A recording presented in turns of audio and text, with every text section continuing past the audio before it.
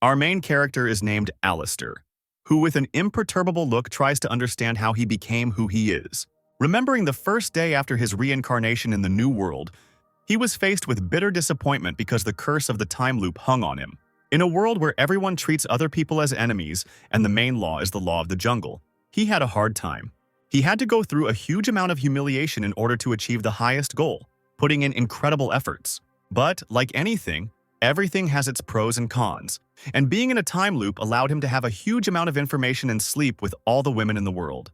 The protagonist was able to benefit from his curse, and being outside the power of time, he was able to improve the divine eye, becoming stronger with each passing day. This power allowed him to do a great number of things, including helping a great number of people, and in particular the elder of the great clan. Knowledge and experience in battles allowed him to take revenge and get rid of the stupid traitor who always intended to harm our hero. During his life, he saw a huge number of beautiful girls, some of whom needed his help. And eventually, one day, our protagonist's suffering and torment ended, giving him the opportunity to live a full life. Our hero sees in front of him a huge golden sphere radiating a colossal amount of energy. This sphere is called the Arcturus star system. He also notices 4 huge stone statues guarding this clot of energy from outsiders. The protagonist rushes forward without the slightest worry that he might die in battle with these guards. One of the stone guards delivers a powerful blow with a sledgehammer, cutting through the air and heating it red hot. The main character, using his physical strength and acquired skills, easily dodges such clumsy attempts to hit him. In a few moments, he rises into the air, finding himself directly above the heads of the stone guards guarding the sphere. Alistair begins to absorb energy. His body begins to emit a red aura containing unimaginable power. He makes a simple wave of 2 fingers of his hand and with one attack cuts all the guards standing around him in half, cutting through time and space in his path. The protagonist understands that this is not the only stage of protection of the magic sphere and prepares for the next attack. Great warriors begin to appear before him, lined up in a row, their entire appearance indicating that they have been through a huge number of battles. At that very moment, a portal opens from which various demons and spirits from past centuries begin to emerge. They say that the main character is incredibly brave and stupid since he dared to invade the land of magic and immediately began to attack. The protagonist realizes that the phantom souls of the greatest warriors in history have gathered before him, but even they will not be able to entertain him. After a moment, he begins to move from one enemy to another, inflicting countless blows on them and leaving no chance of victory. Their battle ends very quickly, and Alistair stands in a cloud of dust, with the battlefield stretching out behind him. He looks at the sphere of magic around which a huge number of chains are hovering, asking it if this is your new image. Inside the sphere is a stately man with white, tousled hair, who is Emperor Sumer. Looking at what is happening around him, the Emperor asks the protagonist who caused all this unrest. Alistair states his name and apologizes for disturbing His Majesty's rest, but he urgently needed to meet with him. The Emperor is quite surprised that his subordinates were dealt with so easily and decides to personally test what our protagonist is capable of. Sumer concentrates a huge amount of magical energy in his hand and then attacks the protagonist with palmistry. The main character doesn't even think about running away from the Emperor's attack, saying that he has incredible power and he is very impressed by this. The Sumer's face shows incorruptible shock that an ordinary mortal does not shudder before his power and does not try to avoid the attack. Alistair dispels the Emperor's attack with a flick of his wrist and decides to tell him who he really is. The main character remembers the earthly world we are accustomed to and how he was an ordinary student, thinking about his future life. One day he was late for an important event concerning final exams and, sitting on his bicycle, tried to make it in time for it to start. Not noticing the red traffic light, he jumped out onto the roadway, along which a truck was driving towards him at great speed. These memories associated with the accident were the last in his life, and observing the endless darkness before his eyes, he could not imagine that he would be reborn in another world. The main character found himself in an unfamiliar body in an unfamiliar world, trying to understand what had happened to him.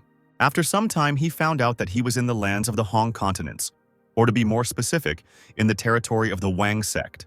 The protagonist was not tormented for long by the torments of his new life, and he decided to find out as soon as possible who he was and where he was, asking for help from the locals.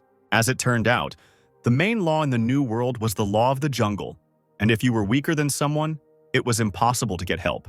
Moving in an unknown direction, Alistair stumbles upon a defenseless girl lying on the ground and asking for help.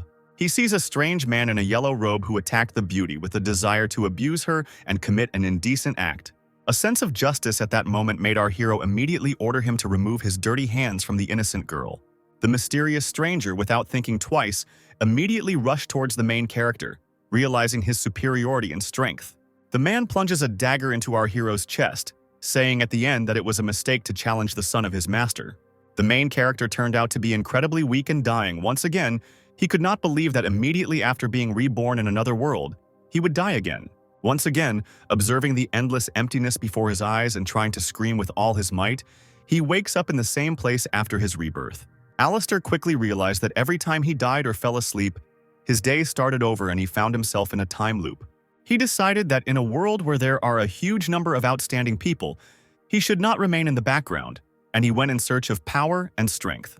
The world he was reborn into had a huge number of ways to travel, which meant that in a matter of minutes one could find oneself on the other side of the world. The main character began to wander day after day, visiting more and more new places, trying to survive and improve his skills. Sometimes, his travels took him to mythical lands where it seemed that every centimeter of soil was saturated with magic that was about to burst into flames and tear him to pieces. At some points, his disagreements with the inhabitants of this world drove him into extremely uncomfortable situations from which it was difficult to find a way out. During the first 10,000 years of his travels, Alistair walked every inch of this world and learned the secrets of all the families and clans. The main character was reborn in this world at the very moment when the era of the Emperor's reign ended, and the family feuds of the ruling clans became increasingly worse. Over the years spent in the time loop, the protagonist found out what powers the locals have, and for the most part, they are chasing an increase in the amount of spiritual fusion, not paying attention to the rest. Due to his time loop curse, Alistair was unable to refine the amount of spiritual fusion in his body, but he could still train his warrior incarnation and divine eye.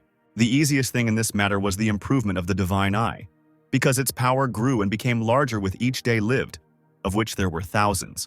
After a measly 50,000 years, the main character's strength was enough to cut down mountains with the movement of 2 fingers.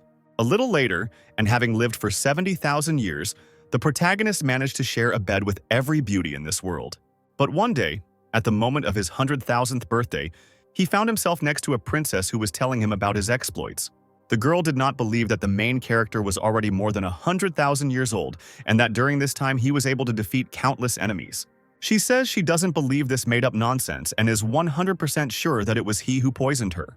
Alistair extends his hand to her, assuring her that he is not with those who poisoned her, and asks her to follow him. The girl immediately turns around, trying to go in the opposite direction and ordering not to even try to follow her. The main character, rolling his eyes, explains that if she continues to walk forward, in 10 seconds the girl will see the light of the torch and those who wanted to kidnap her, which the beauty, for obvious reasons, is not going to believe. Continuing to walk forward exactly after the allotted time, she sees 2 robbers in front of her with a burning torch in their hand. Shocked by what she saw, the girl cannot believe that everything that was said earlier to our main characters turned out to be true. She immediately begins to run away from the bandits towards our protagonist, asking him for help and protection. Hiding behind his back, the girl expresses her trust in him and asks him to deal with the attackers, receiving in response that everything will be over in a few seconds. Having dealt with the bandits who wanted to kidnap the girl, the main character leads her deep into the dark forest. Making his way further and further, he asks to follow him, pointing towards a secret passage in the trunk of a huge tree. The girl expresses her concerns about her safety and why the protagonist is sure that there is a secret passage, to which he replies that he has done this countless times already.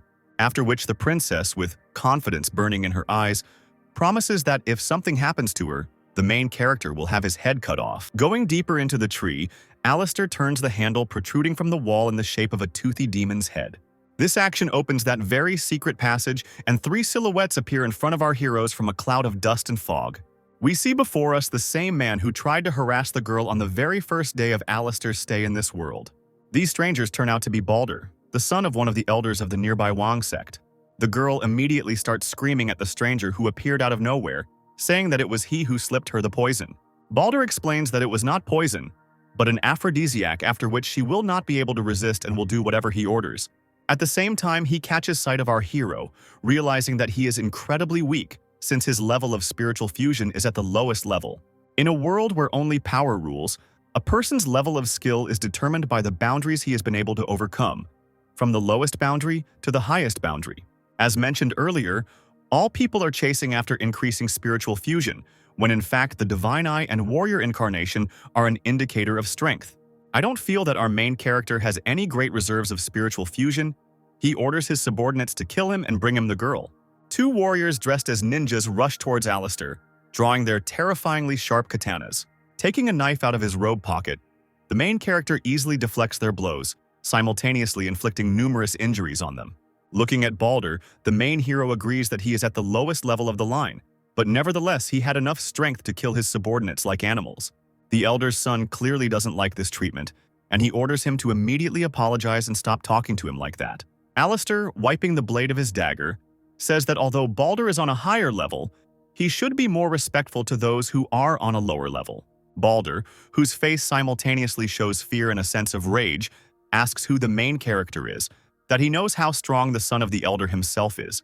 The protagonist, with a calm look and burning eyes, explains that these are the words of his father and what his son did tonight is enough to kill him. At that very moment, the main character very quickly gets closer to his opponent and delivers a powerful slap to him. Due to the difference in strength, even such a weak blow is enough to turn Balder's face into a crumpled sheet of paper with veins protruding. Having flown back a few meters, he is perplexed by who the main character really is that allows himself to treat him like that. Looking at his opponent, Alistair thinks about how pathetic the son of the Wang sect elder is, who made a deal with the Fort of Evil.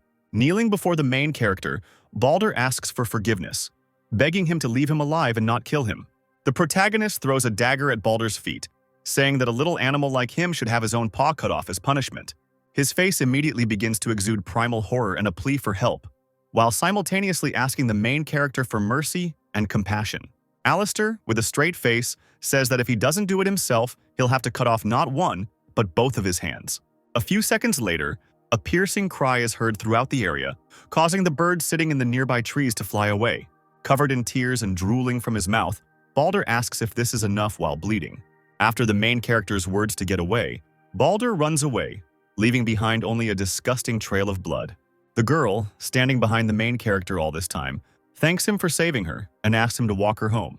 Alistair says he helped her escape pursuit, but the aphrodisiac in her blood is still active and needs to be neutralized. The girl's face shows embarrassment, and she asks how exactly he plans to neutralize the poison. After some time, the main character summons a huge phoenix with blue feathers and soars into the air with the princess. Meanwhile, the princess does not understand how an ordinary person at the lowest level can control the Southern Sea Phoenix, because this requires at least 3 years of training. Alistair explains that he has lived here for 100,000 years and, like no one else, knows everything about everything, including how to intimidate the elder's son and how to control the phoenix. A sweet and embarrassed girl asks if the protagonist really wants to neutralize the aphrodisiac in her blood, since she is betrothed to the 7th Demon Emperor. Alistair says that he is well aware of who the Emperor's demon is, and that he is the strongest on the entire continent. He asks her not to worry because he will be fine, but now they have little time left, which will only last for 5 times. The blushing girl tries to pretend that she doesn't understand what our main character is getting at, asking what 5 times he's talking about. At that very second, her body begins to tingle and shake, and the blood begins to circulate through her veins at an incredible speed. Alistair begins to panic, realizing that the aphrodisiac's effect has begun to take effect prematurely, and asks the girl to control herself. The princess pounces on the protagonist, saying that she can't wait for them to land and wants to start doing it right now. The next morning, the protagonist sleeps drooling and realizing that another meaningless and carefree day has begun. Before he could even open his eyes, he stretches his hand to the side, but accidentally bumps into the gorgeous breasts of the girl he saved yesterday. He immediately jumps back in panic, not understanding what is happening and asking the princess how she ended up here. The girl looks at him with tear-stained eyes, calling the main character a liar, because he promised that she would return to her home in the morning. Not fully understanding what is happening, the protagonist decides to clarify what day it is today, and in response hears the 27th of July. A few moments later, he realizes that the day he was stuck on for 100,000 years was July 26th, and he has finally gotten out of the time loop. Images of all the celestials, great warriors, and monsters who looked down on him begin to flash through his mind, and he vows to destroy each and every one of them. His thoughts are interrupted by a girl who tries to hit him, blaming him for what happened last night and asking who will be responsible for everything. Alistair presses her to his chest, asking her not to worry because she is the only girl he has remembered during his entire stay in this world, and he will definitely be responsible for her. The seventh emperor's bride looks up at him with tear-stained eyes, saying that she will definitely remember these words and hopes that it is all true. Their conversation is interrupted by a woman's scream coming from the sky, promising to punish the protagonist for his actions. They look up and see a girl with red hair and a sword on her back, standing on a giant phoenix. This graceful and stately beauty turns out to be one of the elders of the Wang sect, whose name is Mistletoe. Looking at her, Alistair becomes disappointed in his liberation from the curses of the time loop, because as soon as one problem disappears, another one immediately appears. The elder extends his palm, beginning to prepare a powerful spell called the Dragon Net. The rescued girl tries to pull the main character away, warning him that if he gets caught in the net, he will not get out. The protagonist reassures her that it is nothing, and with a wave of one finger of his hand, cuts the dragon net flying towards him. At this time, Mistletoe is in shock, not understanding how an ordinary person from the lower realm was able to deal with one of the most powerful binding spells. She jumps from her air transport, saying that she will definitely free the captive from the dirty hands of the kidnapper. Not giving the elder a chance to attack, the main hero asks her if she is interested in information about where her father is. Mistletoe begins to get angry after hearing this, trying to understand who is standing in front of her and what he knows about her father. Alistair offers a deal, asking her to accompany him to the territory of the Bath sect, after which he will tell her everything he knows. When Mistletoe asks him why he wants to go there, he says that it is no longer her concern and only asks to take him there. After some time, our heroes reach the temple of the Wang sect, where a huge number of subordinates are training, who kneel when they see one of the elders. Alistair, accompanied by Mistletoe, moves towards the main temple of the Wang sect, and it seems she has decided to accept his offer. The protagonist, passing by the sect students, hears how they humiliate him because he has the audacity to walk in front of the elder and behaves like Balder. Noticing this, he turns to Mistletoe and asks her to get rid of these 3 chatterboxes. One of the students smirks, being 100% sure that the elder will not listen to such a commoner. At that very second, the girl draws her sword and knocks out the impudent students with a few blows. Red burst capillaries can be seen in the elder's eyes, because she is clearly dissatisfied with the behavior of her subordinates and orders them to immediately close their mouths. After some time, our heroes find themselves at the shining gates of the main temple of the Wang sect. Elder Mistletoe watches the protagonist, trying to ask him once again why he came to the sect. Alistair turns around at her words and with a confident expression on his face, says that he wants to see the head Alana.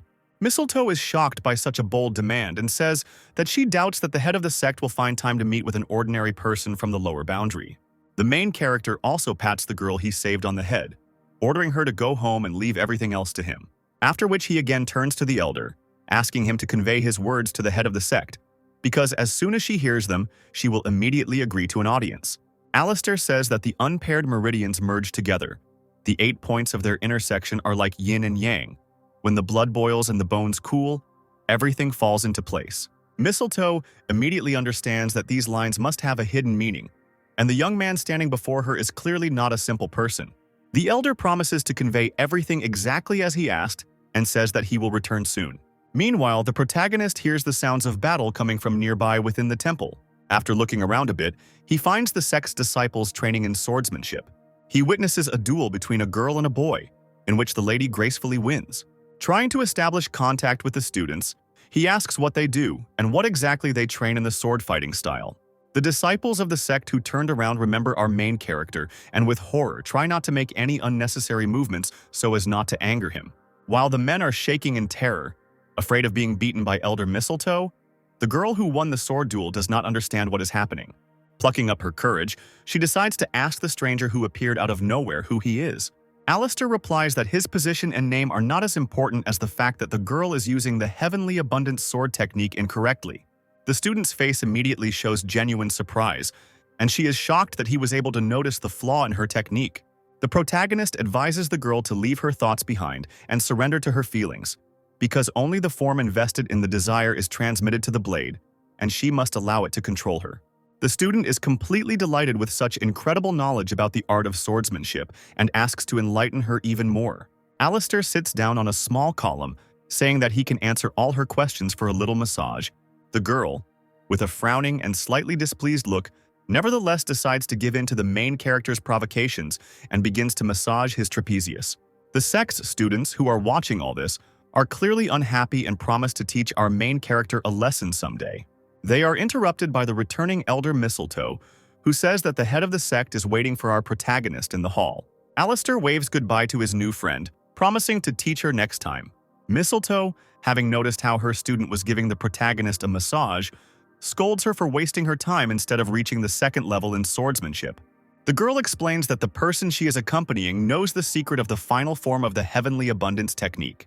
Mistletoe cannot believe what she heard, realizing that the stranger she met was still too young, and that heavenly abundance was a secret technique that not every elder was able to comprehend.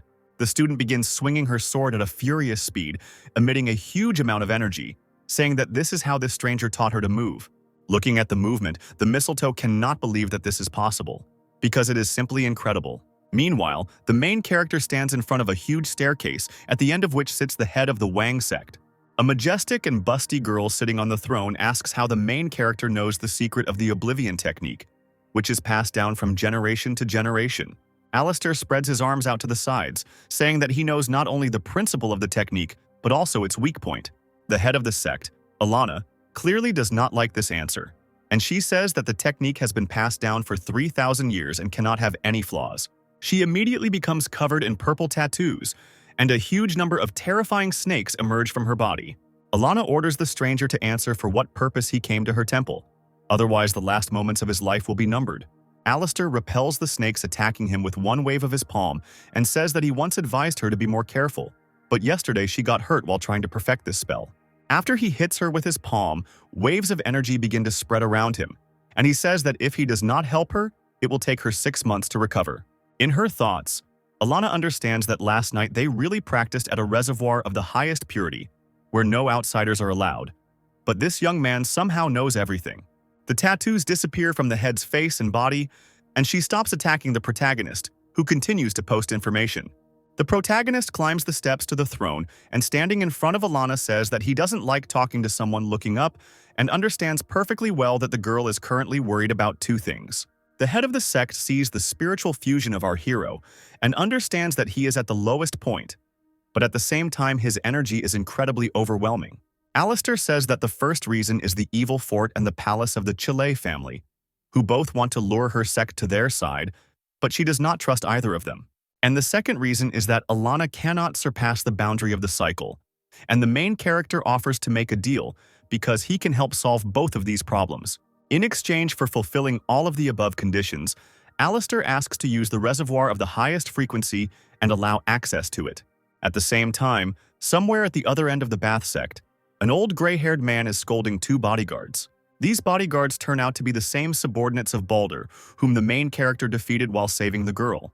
They both ask for forgiveness for their actions and, kneeling, beg the master not to take their lives, which causes him to fall into a fit of uncontrollable rage. The old man orders them to stand up and walk ahead of him to the head of the sect, promising to pardon them. At that very moment, his blood boils, and he launches an icy stream of energy towards these bodyguards. As soon as the icy cloud of energy reaches the target, they immediately find themselves frozen and stand absolutely motionless. The gray-haired old man, saying that the useless puppies are not worthy of life, splits their bodies into small pieces of ice with a powerful blow. At that very second, his son Balder, who lost his arm, appears from around the corner and asks his father who the man he met was. The old man says that he doesn't care at all who this guy is, but he will pay for daring to cut off his son's hand. Balder begins to sob and drool again, begging his father to avenge his lost arm. Meanwhile, the head of the sect, Alana, agrees to make a deal with the main character, saying that he will be able to allow him to access a reservoir of the highest purity. Alistair thanks her and promises to come to the pond in the evening to help her overcome her limit. When the girl asks why they can't go there now, he turns around and looks towards the entrance to the throne room. The main character smiles, saying that first of all, he will need to deal with the guests who have arrived. At that very moment, the gates open and the same gray-haired old man, Balder's father, enters inside. This gray-haired old man turns out to be another elder of the Wang sect named Howard, who says that he has heard rumors about the kidnapping of a girl who has already been rescued. Alana replies that everything is correct, and he has nothing to worry about because the girl is safe. And the old man, meanwhile, looks at the main character, realizing that he is at the lower limit. Alistair, meanwhile, stands, looking at the old man, radiating unshakable confidence in himself and his abilities. At that very moment, asking the chief if this guy is really the kidnapper, Howard rushes towards him with the desire to attack. The old man accumulates in his hand the ice energy from which he recently destroyed 2 bodyguards, intending to do the same to the main character. In the blink of an eye, Alistair dodges, ending up behind the elder, saying that he didn't expect such emotions from their first meeting. Howard can't believe his eyes as he tries to figure out how this guy managed to get behind him. Meanwhile, the head of the sect, with an unwavering and confident look, asks the reason for Howard's visit to her chambers. The old man asks for forgiveness, explaining his behavior by saying that it is his duty as the person responsible for security in the entire sect, and asks to take the main character away for interrogation. Alana explains that there is no need for this because if it were not for Alistair, who knows what could have happened to that kidnapped girl. The head of the sect also orders that this young man be given the status of its viceroy and the same rights, and everyone on the territory of the sect is obliged to treat him with respect. Howard congratulates the protagonist on having managed to gain such influence in his head at such a young age, not understanding where this bastard came from. Finally, Alan's boss asks him not to irritate Howard, while simultaneously informing him that Mistletoe will show him his quarters for the next couple of days. Alistair promises to be more restrained in the future and thanks the head for his concern. After some time, he finds himself in a luxurious 2-story estate, which will serve as his temporary home. He looks around the rooms, accompanied by that same swordswoman apprentice, writing out compliments on the interior here. The girl kneels and says, since the Lord Governor is not busy with anything, she would like to receive some advice regarding the skill of ball control. The main character explains that he won't be able to do it today because there is one unfinished business that needs to be settled first. Meanwhile, in a secret and dark dungeon, Balder accuses the protagonist of sharing a bed with the head of the sect, and that is why he deserved such treatment. He is angry and wants revenge on our protagonist, telling his father that he can't just let this go. Elder Howard, as if not listening to his son, wonders how a man with the lowest level of strength was able to dodge his blow.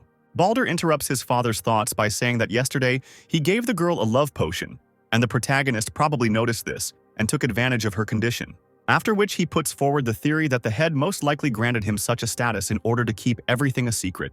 Howard thinks about everything he heard and realizes that with such evidence he is unlikely to get away with it. At that very moment, their conversation is interrupted by Alistair, who appears out of nowhere and thanks them for their kind words.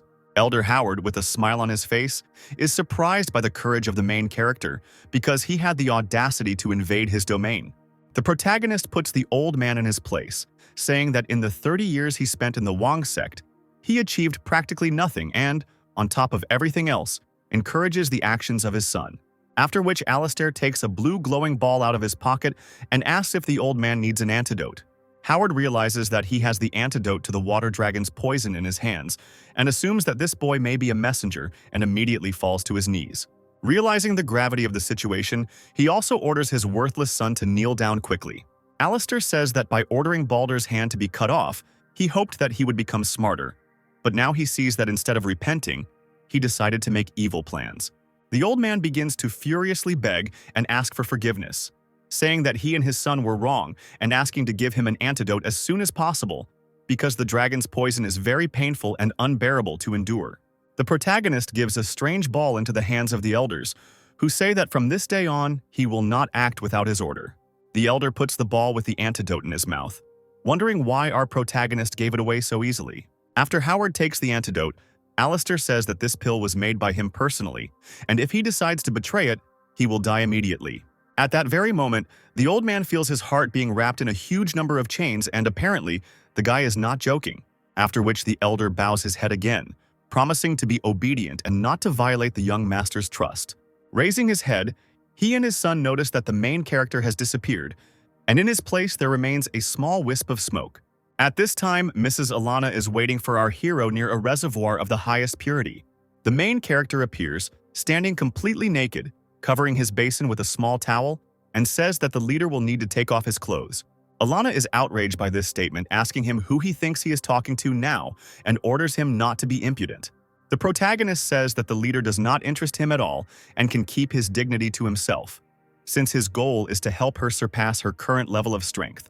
Alana agrees to fulfill the demands of the protagonist, saying that she will trust him and exposing her gorgeous and beautiful body. Alistair stands behind the girl, asking her not to move and promising that everything will be painless. After a short pause, the protagonist begins to concentrate a huge amount of energy in his hand. Soon after, he redirects the flow of power into Alana's body, causing her to absorb all of that power. The girl begins to blush and moan loudly, realizing what a great force is penetrating her body and trying to cope with it. Having completed the ritual, Alistair says that the technique of oblivion only multiplies the yin energy, but does not generate it, and if the leader can improve it to the 9th circle, then the reversion will begin. Alana wonders how long it will take her to harness the yin energy. Alistair says that with his current level it will take half a year, but he will become much stronger, so this period will be reduced because he knows that the Battle of the Mainland will take place soon. The Battle of the Continent is a battle between the major sects of the entire continent for the right to enter Daohe. Daohe has existed since the beginning of time and permeates the entire continent. Only the victorious sect has the right to enter and improve its powers in it.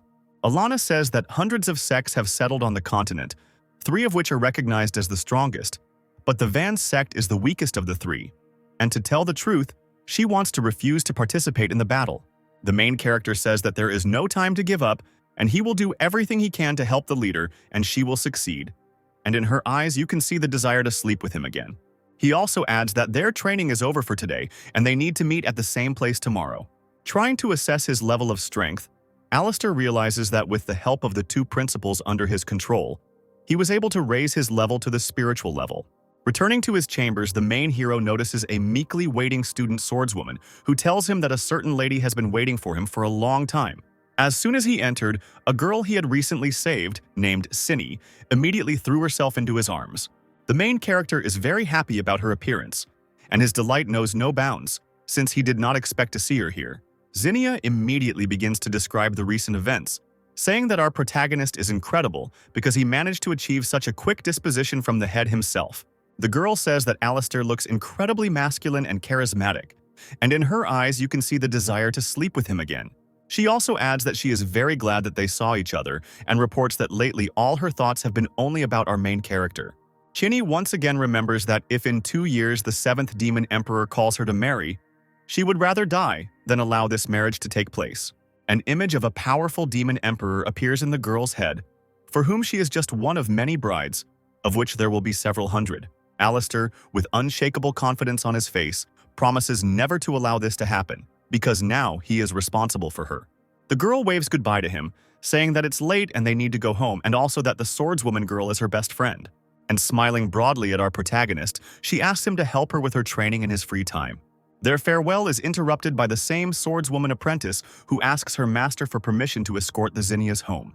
Left alone, Alistair says into the void that her student has left and apparently someone else will keep him company this evening. As it turns out, he is addressing the elder Mistletoe, who has been hiding around the corner of the building all this time. The girl realizes that her location has been revealed and decides to show herself in full growth, reminding the main character to watch his words. Seeing the elder from afar, Alistair mutters under his breath that it is simply impossible to forget something like this.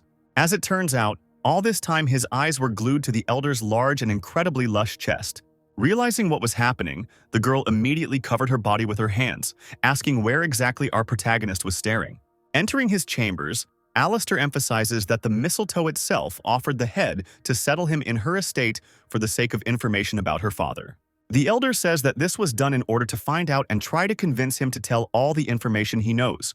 Alistair sits on the bed asking to keep him company, promising that at the right time he will tell everything. The girl begins to blush and feels slightly embarrassed, asking what exactly the main character is thinking about. Having plucked up her courage and still managed to sit next to him on the bed, the girl asks what she should do now. The viceroy leans back completely, lying down on the bed, saying that he is not going to do anything with her. After which, in a matter of seconds, he falls asleep, leaving the elder completely alone to digest what happened. Mistletoe spends some time trying to understand the exact purpose for which he called her to him, after which she also falls asleep. The next morning, the girl sleeps peacefully, drooling into the pillow she's clutching tightly with both hands. Opening her eyes, she sees Alistair standing in front of the window, already making plans for the whole day. Turning to Mistletoe, the main character asks her opinion about the upcoming Battle of the Continent in which they will have to participate. The girl says that with the current level of the Wang sect, if he participates, he can't count on winning. The main character praises the girl for cutting off the situation, but is sure that they will be able to defeat the other participants, and for this, he needs assistance. Alistair says that she will be the first on his list. He will teach her swordsmanship skills for a month, and they will also adjust the heavenly abundance.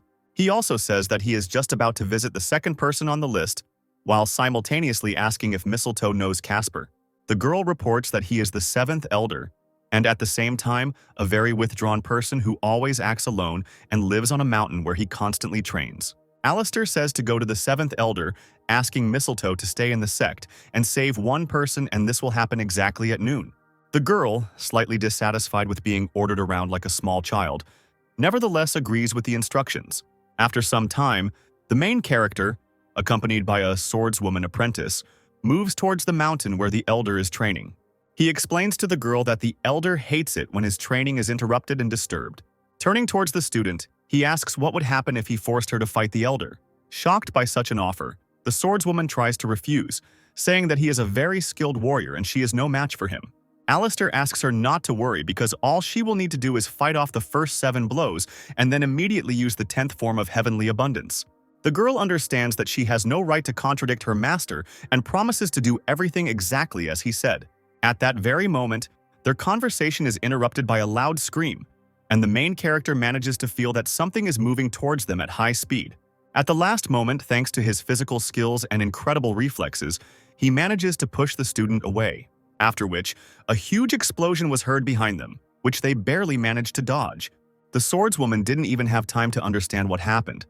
But if the protagonist hadn't managed to save her, she would have already been dead. Looking back at the place where the explosion occurred, they see a large cloud of dust and a man standing in front of them with a huge sword. The swordsman who attacked them turns out to be the 7th elder of the Wang sect, Casper, who says that this is a forbidden area and they should not have come here.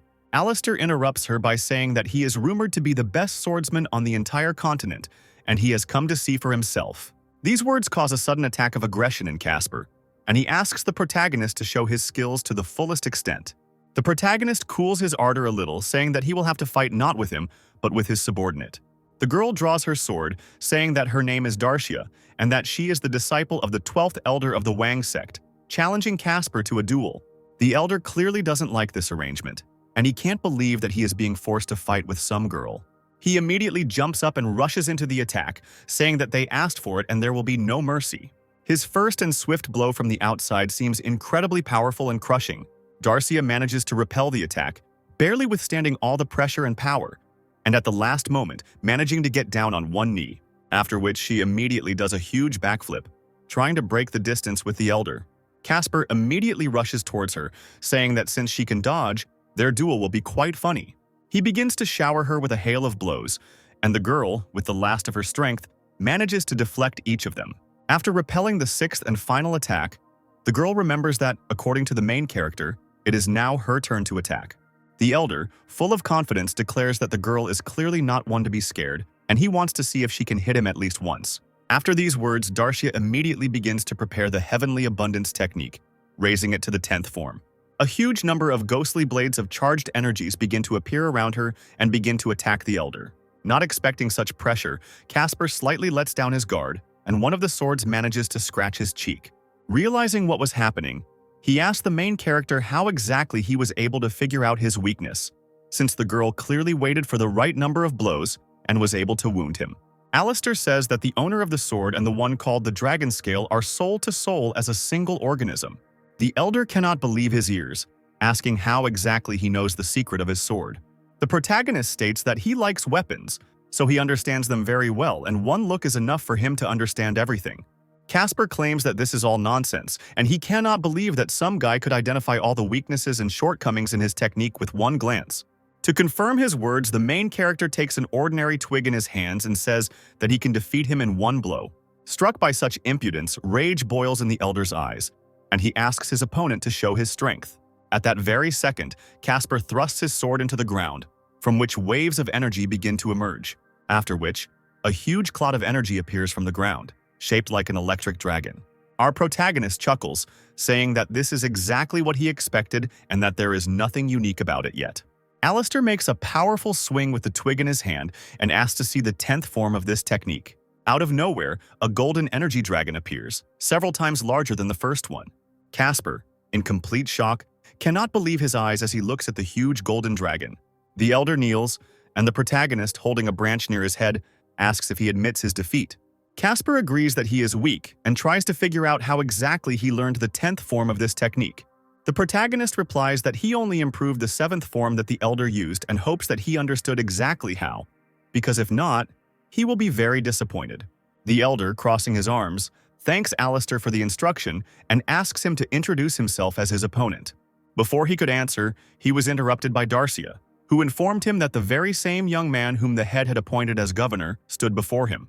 Casper emphasizes that the protagonist was incredibly skilled at such a young age, and his knowledge of ball handling techniques is simply amazing. The protagonist says that he is happy to share a few secrets while also finding out if the elder wants to prove himself in the Battle of the Continent. Casper states that he considers himself the strongest among the people of the 3 main sections, and in a one-on-one fight he has no equal. But since the battle is not a single fight, they will most likely lose. Alistair says that before the battle begins, he plans to make the Wang sect stronger and also wants to find a worthy opponent for the elder. Casper is very happy with this offer and agrees to participate in the battle under the leadership of our main hero. After some time, our heroes return to the main temple of the Wang sect, where Mistletoe reports that she has fulfilled the request. Next to the girl stands a tall man in armor who is the 3rd elder named Louis. The man falls to his knees and begins to thank the protagonist for ordering him to be saved from a painful death. Alistair thanks the Mistletoe again for fulfilling his request and says that they all have more important things to do. Their conversation is interrupted by Darcia, who reports that the leader is holding a general meeting and every elder in the sect must appear in the Hall of Saints. As they walk into the hall, Mistletoe tells Louis that there was a skirmish between the governor and Elder Howard yesterday and asks him to support the young man. Finding herself at the meeting, the leader reports that she received a letter from the Scarlet Sky Palace and that tomorrow morning the master of their sect will personally come to visit. The protagonist puts forward the theory that all this was done in order to test the strength of the Wang sect. The first elder, named Cameron, wearing a strange, incomprehensible mask, disagrees with this statement, saying that with the current strength of the Scarlet Sky, there is no point in it. The second elder, Mason, agrees with him. They say that the viceroy thinks too superficially. At this point, Howard interrupts their discussion by slamming his palm down on the table and saying that, in his opinion, there is a grain of truth in Alistair's words. The first and second elders thought that it was very strange that their most honorable colleague suddenly took the side of the young man. Howard's behavior seems strange to the head of the story, Alana, who begins to suspect the main character of illegal actions. Nevertheless, she agrees with the governor, but still wonders if a master from another sect does come, what they should do. The protagonist suggests killing a couple of people from their sect to show who's boss. He is immediately interrupted by the 5th elder, Michael, who says that they cannot act in this way because they are much stronger and with such actions they can ruin their existence. The 4th elder of the Wang sect, Melvin, agrees with him and says that he is also against such decisions. Howard again decides to support the governor's proposal, saying that it is excellent and that they must strike first. Thinking over everything Alistair said, Elder Casper, after waiting a sufficient amount of time, says that he also approves of such actions. This answer causes a sharp surprise among all the elders, because before, Casper practically did not speak and sat silently at all the councils. The decision to stay away Mistletoe and Louis also decide to approve our protagonist's proposal. Hearing the voices of all those present, the leader decides to ask the governor how they are going to defeat the enemies if the battle begins. The protagonist asks the leader not to worry and promises that tomorrow they will be able to surpass them, offering to end the meeting for today because he is a little tired. Alana agrees with the protagonist's decision, saying that the meeting is over while trying to understand why the majority of the elders supported him. Before everyone had time to disperse, Howard caught up with Alistair, asking if he had done everything well and was going to accept the new assignment. The protagonist orders the old man to kill one person tonight, and it is very important that he dies in one blow. The protagonist whispers in the elder's ear what exactly needs to be done to defeat the enemy with just one blow, after which he adds that if everything is done as he said, nothing will threaten him. The old man promises to carry out the instructions exactly as the young master told him and asks permission to take his leave. A few seconds later, Elder Lewis catches up with Alistair, who thanks him again for saving him. The protagonist thanks the elder, saying that he is very polite and his skills will definitely be useful to them during the battle on the continent. Lewis promises to give it his all, but unfortunately, it will be impossible because his 5th-class spear was broken. Alistair says that the elder does not need to worry about this because soon he will give you a new 9th-tier spear. Lewis is immediately incredibly surprised, saying that in their sect, weapons of this level are only angular, and for him, it would be a great honor. Finally, the protagonist orders the elder to take care of his wounds, and as soon as the opportunity arises, he will definitely receive his weapon. After the conversation ends, Alistair finally wants to rest and says that it is time to move on to the most interesting part. In the evening of the same day, he and the chief again perform the ritual near a reservoir of the highest purity. The protagonist decides to slightly gain Alana's trust by deciding to ask why Howard was suddenly so favorable and supported him at the Council of Elders. The girl states that she has had doubts for a long time, because lately in the Wang sect, it seems like everyone is dancing to the tune of our main character. Alistair smirks, pretending that he has nothing to do with it and that this is all a coincidence, while simultaneously asking if everyone really treats him well. Alana immediately blushes and becomes embarrassed, covering her naked body with her hands and saying that she remains impenetrable. The protagonist understands the leader's concerns perfectly well, but asks her to calm down, because he came to their sect to help solve pressing issues. He extends his hand to the side, inviting the head to come closer because he wants to tell her a little secret. The chief leans over and he whispers in her ear that Elder Howard is actually a pawn of the evil fort, after which he points his finger towards the forest, saying that it is nearby and they should take a walk and look at it. The girl has no choice but to agree with Alistair, and she asks him to wait for a minute because she needs to get dressed. After some time, they move towards the forest where the elder is supposed to be. They watch as Howard beats up the fourth elder, Melvin, with all his might.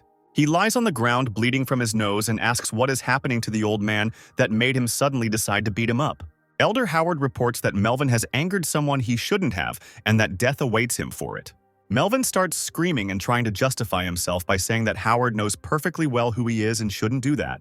The old man reports that although Melvin positions himself as an envoy of the evil fort, he was able to see through his scam, and the real envoy has long since arrived at the sect. Howard then takes out his staff, saying that he can no longer fool him and begins to absorb a huge amount of energy. Charging a very powerful attack, he orders Melvin to rejoice because he will go from his mournful flash. The old man says that it is difficult to determine who the fort's envoy is, but the viceroy had an antidote, and it is impossible to counterfeit a pill, so he is a real envoy. Howard stands in front of Melvin as he lies on the ground, hoping that he has breathed his last. Meanwhile, Alistair orders Alana to sit quietly and he will answer all questions after everything is over. At this point, Melvin is still alive and tries with all his might to get up, kneeling on one knee and saying that Howard has forgotten who his real master is. He starts screaming that there is no longer any point in leaving the old man alive. His eyes suddenly turn red, and his whole body becomes covered in protruding veins. Elder Howard is surprised that his friend is still alive and decides not to relax for now. At the same moment, Melvin begins to use a forbidden technique. His body transforms, turning into an incomprehensible and strange monster. Old Man Howard says that the messenger foresaw that he would transform into the ninth form, and he was prepared for it. He begins to absorb energy again, launching a mournful flash in the form of a huge number of blue skulls towards Melvin. The enraged monster begins to scream, and his eyes exude an incredible thirst for death and rage. Using his fists, he begins to fight off the projectiles flying at him with his bare hands. The leader, watching everything that is happening from the sidelines, assumes that at this rate, Elder Howard will end up the loser. Alistair decides to help the old man and grabs a stone lying nearby and throws it towards the monster with incredible force. A flying rock hits Melvin in the stomach, causing him a serious amount of damage. The old man, sensing that his opponent has weakened noticeably, decides that this is his chance to finish him off with one blow. Howard once again uses his morning flash technique and launches a swarm of blue skulls at Melvin. After receiving the injuries, the monster can no longer resist and falls to the ground. And the old man is glad that everything went exactly as the messenger predicted. Howard also realizes that their battle has created a lot of noise, and he needs to escape the crime scene as quickly as possible. Meanwhile, the leader, sitting in the shelter, wants to get out quickly, but the main character stops her, saying that this is not the end. They notice how Melvin, lying on the ground in the form of a monster, begins to show signs of life. He only pretended to be dead because he understood that the situation had seriously changed, and he needed to urgently return and report this to the Lord of Evil. Alistair, accompanied by the leader, immediately stands in his way, ironically saying that they ended up here by pure chance. Melvin realizes that things are not going well for him and begins to panic and think about what to do. The protagonist kindly says that he will leave the leader to deal with the monster, and in the meantime he will find Old Man Howard. Alana says that they should refrain from asking unnecessary questions and begins to summon a spiritual blade. Melvin, realizing that he is now too weak to resist the leader, decides that he needs to try to escape as quickly as possible. Alana is not going to let the traitor go so easily and decides to prove that she is not just the head of the sect. An excellent tool with her spiritual weapon. In a few moments, the monster's body, torn to pieces and battered, falls to the bloody ground.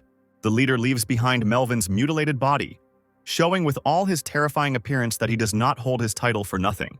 After which the girl says that she should not be underestimated, because she would never have allowed a traitor to escape right from under her nose. At that very moment, Alana feels a strange and ominous energy behind her, realizing that nothing good will come of it. Meanwhile, Melvin, who has been chopped into small pieces, turns out to be alive and says that the head looks very appetizing and attractive. At this time, Elder Howard is trying to return to the sect as soon as possible so that he will not be suspected of anything. Alistair quickly catches up with him and orders him not to hurry, because the old man has one more task. They both stop at high speed and Howard tries to figure out what exactly the young gentleman wanted. The protagonist explains that Melvin only pretended to be dead, and if he had not been here, this mistake would have cost him dearly. He then orders Howard to go to the land sect and retrieve the Phoenix Song Spear from them. After giving a new order to his subordinate after some time, he returns to the very place where he left Alana to fight. He notices a girl lying unconscious on the ground, realizing that her consciousness was absorbed into the mental space of that monster. At this time, somewhere in a parallel dimension filled with rivers of blood, the head of the sect is in limbo. In front of her is a transformed Melvin who looks even less like an ordinary person. Alana immediately assumes that he is one of the four lords of the fort, to which the monster replies that his master has long since eaten everyone. The monster says that he hid all assets for a very long time, and every time he saw the head in front of him, he was filled with excitement and passion. He asks the girl to keep him company and then tries to touch her breast with his hand. Before he could carry out his plan, his hand was torn off, causing an unbearable scream to be heard throughout the area. Melvin looks at the severed arm, noticing strange purple symbols on it, and realizes that these are runes from the Dainichi technique. Raising his head up, he notices Alistair, who orders him to immediately release Alana, because he is just a pawn of the evil fort and is neither a man nor a demon. Looking at the main character with surprise, he is perplexed when such a skilled master capable of mastering such techniques appeared on the continent.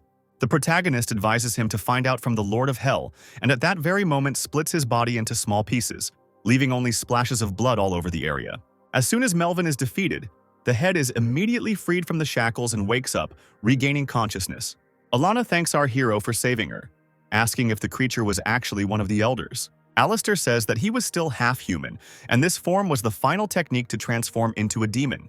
The girl is shocked by what she heard, not imagining how many cards the evil fort has up its sleeve, wondering whether they will be able to resist such a dangerous enemy.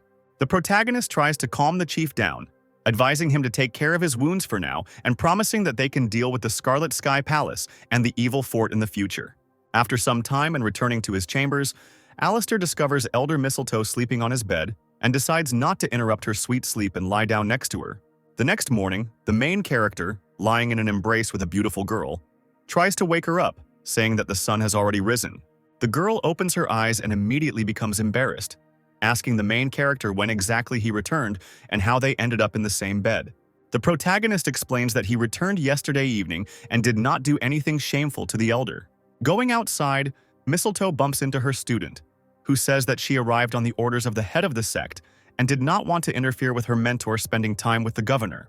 Elder Mistletoe blushes slightly, saying not to come up with any vulgarities because she came here a couple of minutes early on urgent business. Their conversation is interrupted by Alistair, who says that they have been bothering him since the morning, and that it would be better for them to go to the palace, over which clouds are beginning to gather. At this time, the head of the sect, accompanied by his elders, watches as dark clouds oozing purple energy appear above their palace. A strange man in a mask greets the chief, saying that they have not seen each other for many years, and he did not expect that they would all gather to greet him with such honors. Meanwhile, Alana is not very happy about his appearance, but nevertheless allows him to settle inside her palace. The man in the mask says that they haven't seen each other for a long time and he missed each of them madly. He comes down to the ground, standing opposite Elder Mason and asking how he feels after their long battle in the distant past. Mason replies that his wounds and grievances have long since healed, and he holds no grudge against him. The masked man offers the old man to fight again, arguing that it is good practice to improve their fighting skills. Alana decides to stop this bullying and in a very rude manner finds out why exactly they came to her sect. The masked man starts laughing with a very arrogant look, saying that he brought 4 of the worst students with him because the Battle of the Continent is about to begin, and in anticipation of such a grand event, he wants them to take a look at the skill of the Wang sect and what your disciples have achieved. The disciples of the Wang sect, who were watching everything that was happening, did not understand why they should compete, since they would most likely lose. Meanwhile, the head of the sect, Alana, wonders how the disciples of the masked man who arrived from another sect were able to achieve such a level of strength. Elder Michael says that the masked man's name is Isaac, and he seems to think that no one in the Wang sect can resist them. Isaac replies that he would gladly measure his strength against all the elders of the Wang sects, but today their disciples will compete. These words, which clearly showed incredible self-confidence as well as arrogance towards other people, incredibly infuriated Elder Michael. Isaac starts shouting with delight and saying that this is not a place for competitions and they should go to the arena. At this moment, our main character appears behind Mrs. Alana, asking for forgiveness for his lateness. The head of the sect, realizing that the entire top brass has gathered, suggests going to their arena and continuing to sort things out there. After some time, all our heroes find themselves on a huge stone platform not far from the temple of the Wang sect. Arriving at the arena, Isaac notices that Howard is not among the oldest sect of Van and decides to provoke Alana by saying that they are at the same level of power. She replies that the elder is seriously ill and will not be able to attend this friendly competition today. The masked man decides not to waste time and offers to start the first fight, putting forward his student as a candidate, asking her to show what she is capable of. A formidable and muscular girl declares that she is a disciple of the Scarlet Sky sect, and she challenges the Van sect master to a duel. The disciples of the Wang sect, standing outside the arena, looking at such a formidable warrior, under no circumstances want to put forward as candidates, as they are afraid of being beaten. At this time, the elders of the sect are trying to come to an agreement and understand which of their students will emerge as the first candidate for the duel. Elder Mason kindly asks Alistair for advice and assistance in finding a suitable candidate. The Echidna protagonist grins, saying that at yesterday's meeting they did not support his decisions, and now they are asking for help. The elders admit that they were wrong and in the future will follow the will of the viceroy at all costs. Michael, who is watching this situation, is shocked to realize that his colleagues did not even turn to him for advice before asking for help from the main character. The protagonist says that he does not hold a grudge against the elders, but next time they should think better about their decisions. And I propose that they nominate the student Darcia as a candidate. The girl, with incredible zeal, immediately grabs her blade, saying that she will try to fully justify the expectations of her mentor. Enter the arena. Darcia states that she is Elder Mistletoe's apprentice, and her power level is on the verge of absolution. The purple-haired girl who is her opponent smirks and says that she has gone out to certain death.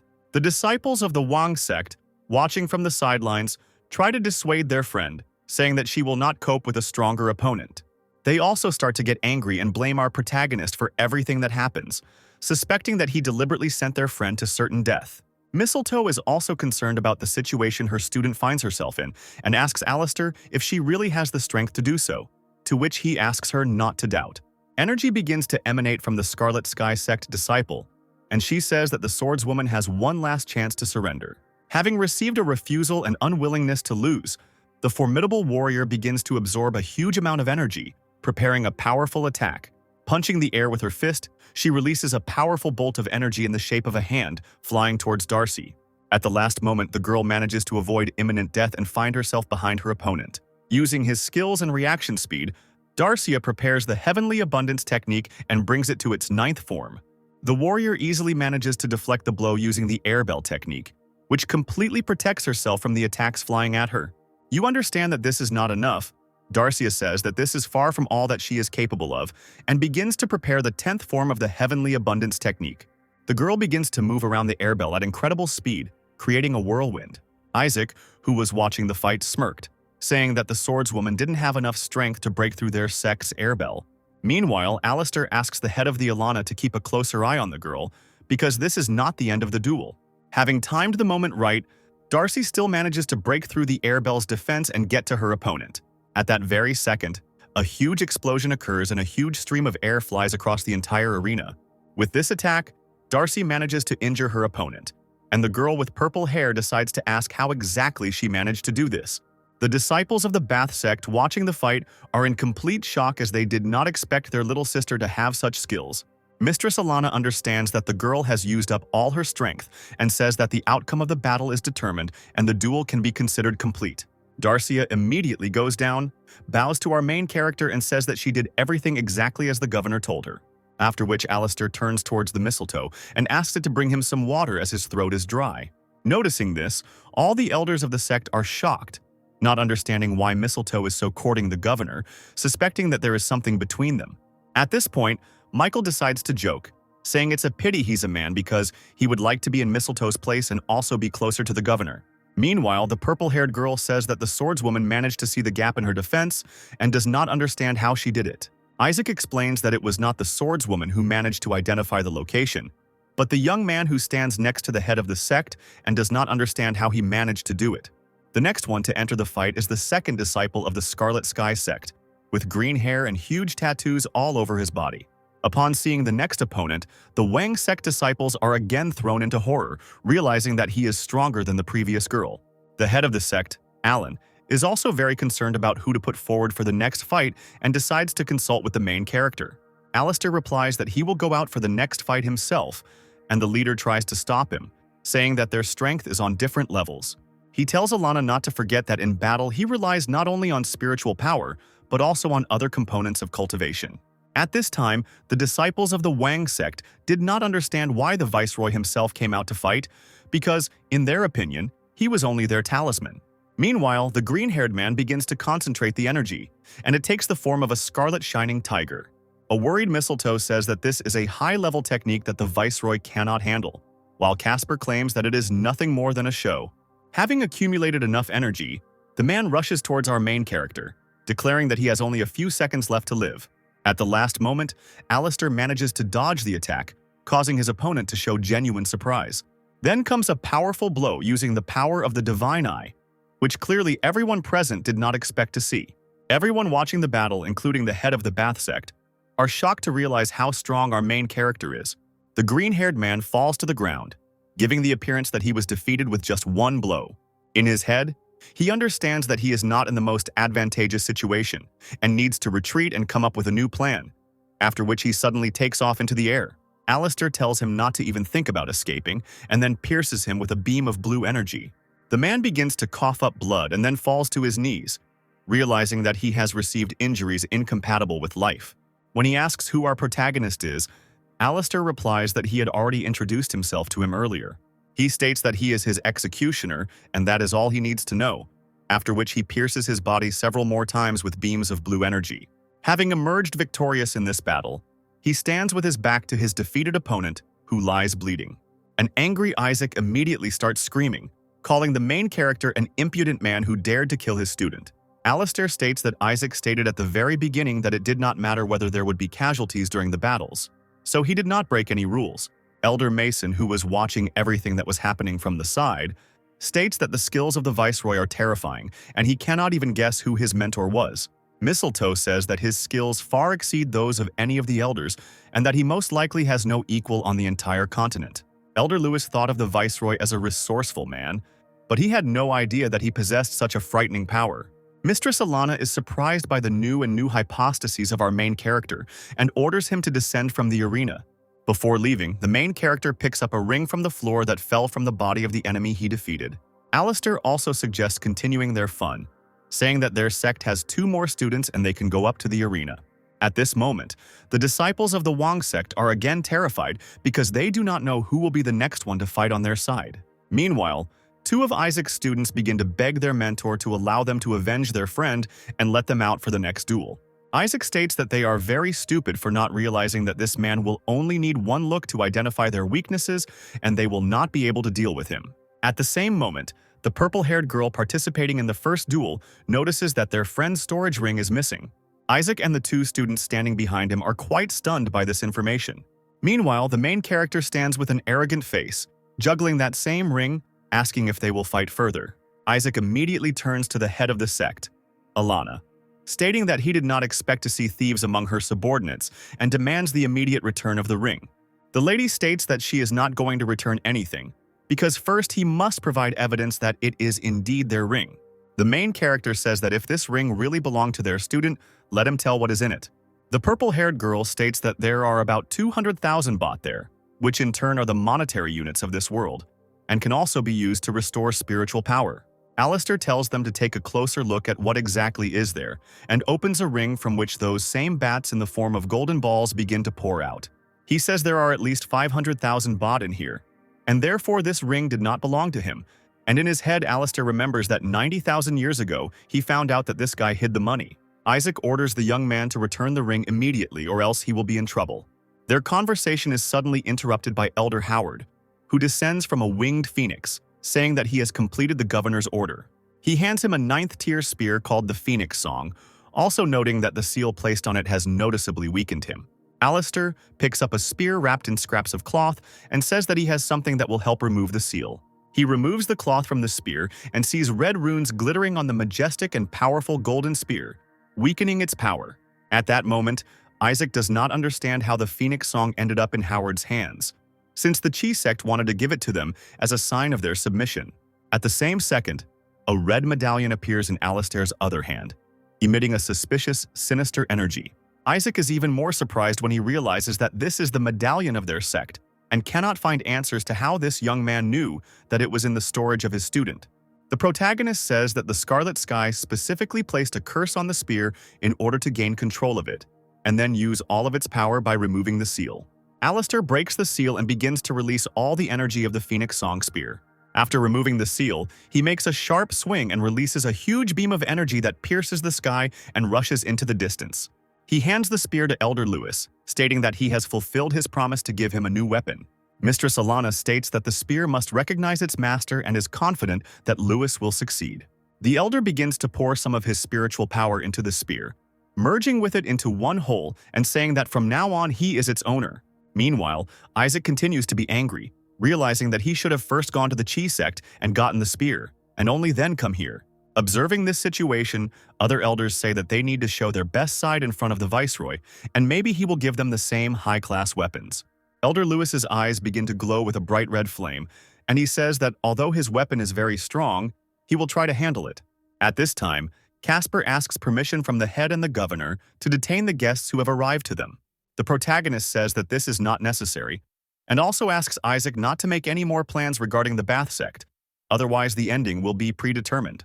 The masked man agrees with this statement, and then says that he only needs to find out the name of the main character. Alistair states that Isaac is not worthy of knowing him now, and asks him to get lost along with his students. After they left, the disciples of the Wang sect began to rejoice and bless the Viceroy, realizing that the trials were over and they would not have to fight.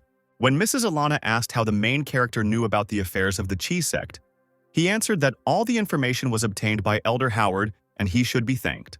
The city does not understand why it suddenly received such an attitude towards its person, and wonders what kind of relationship the main character and Alana have.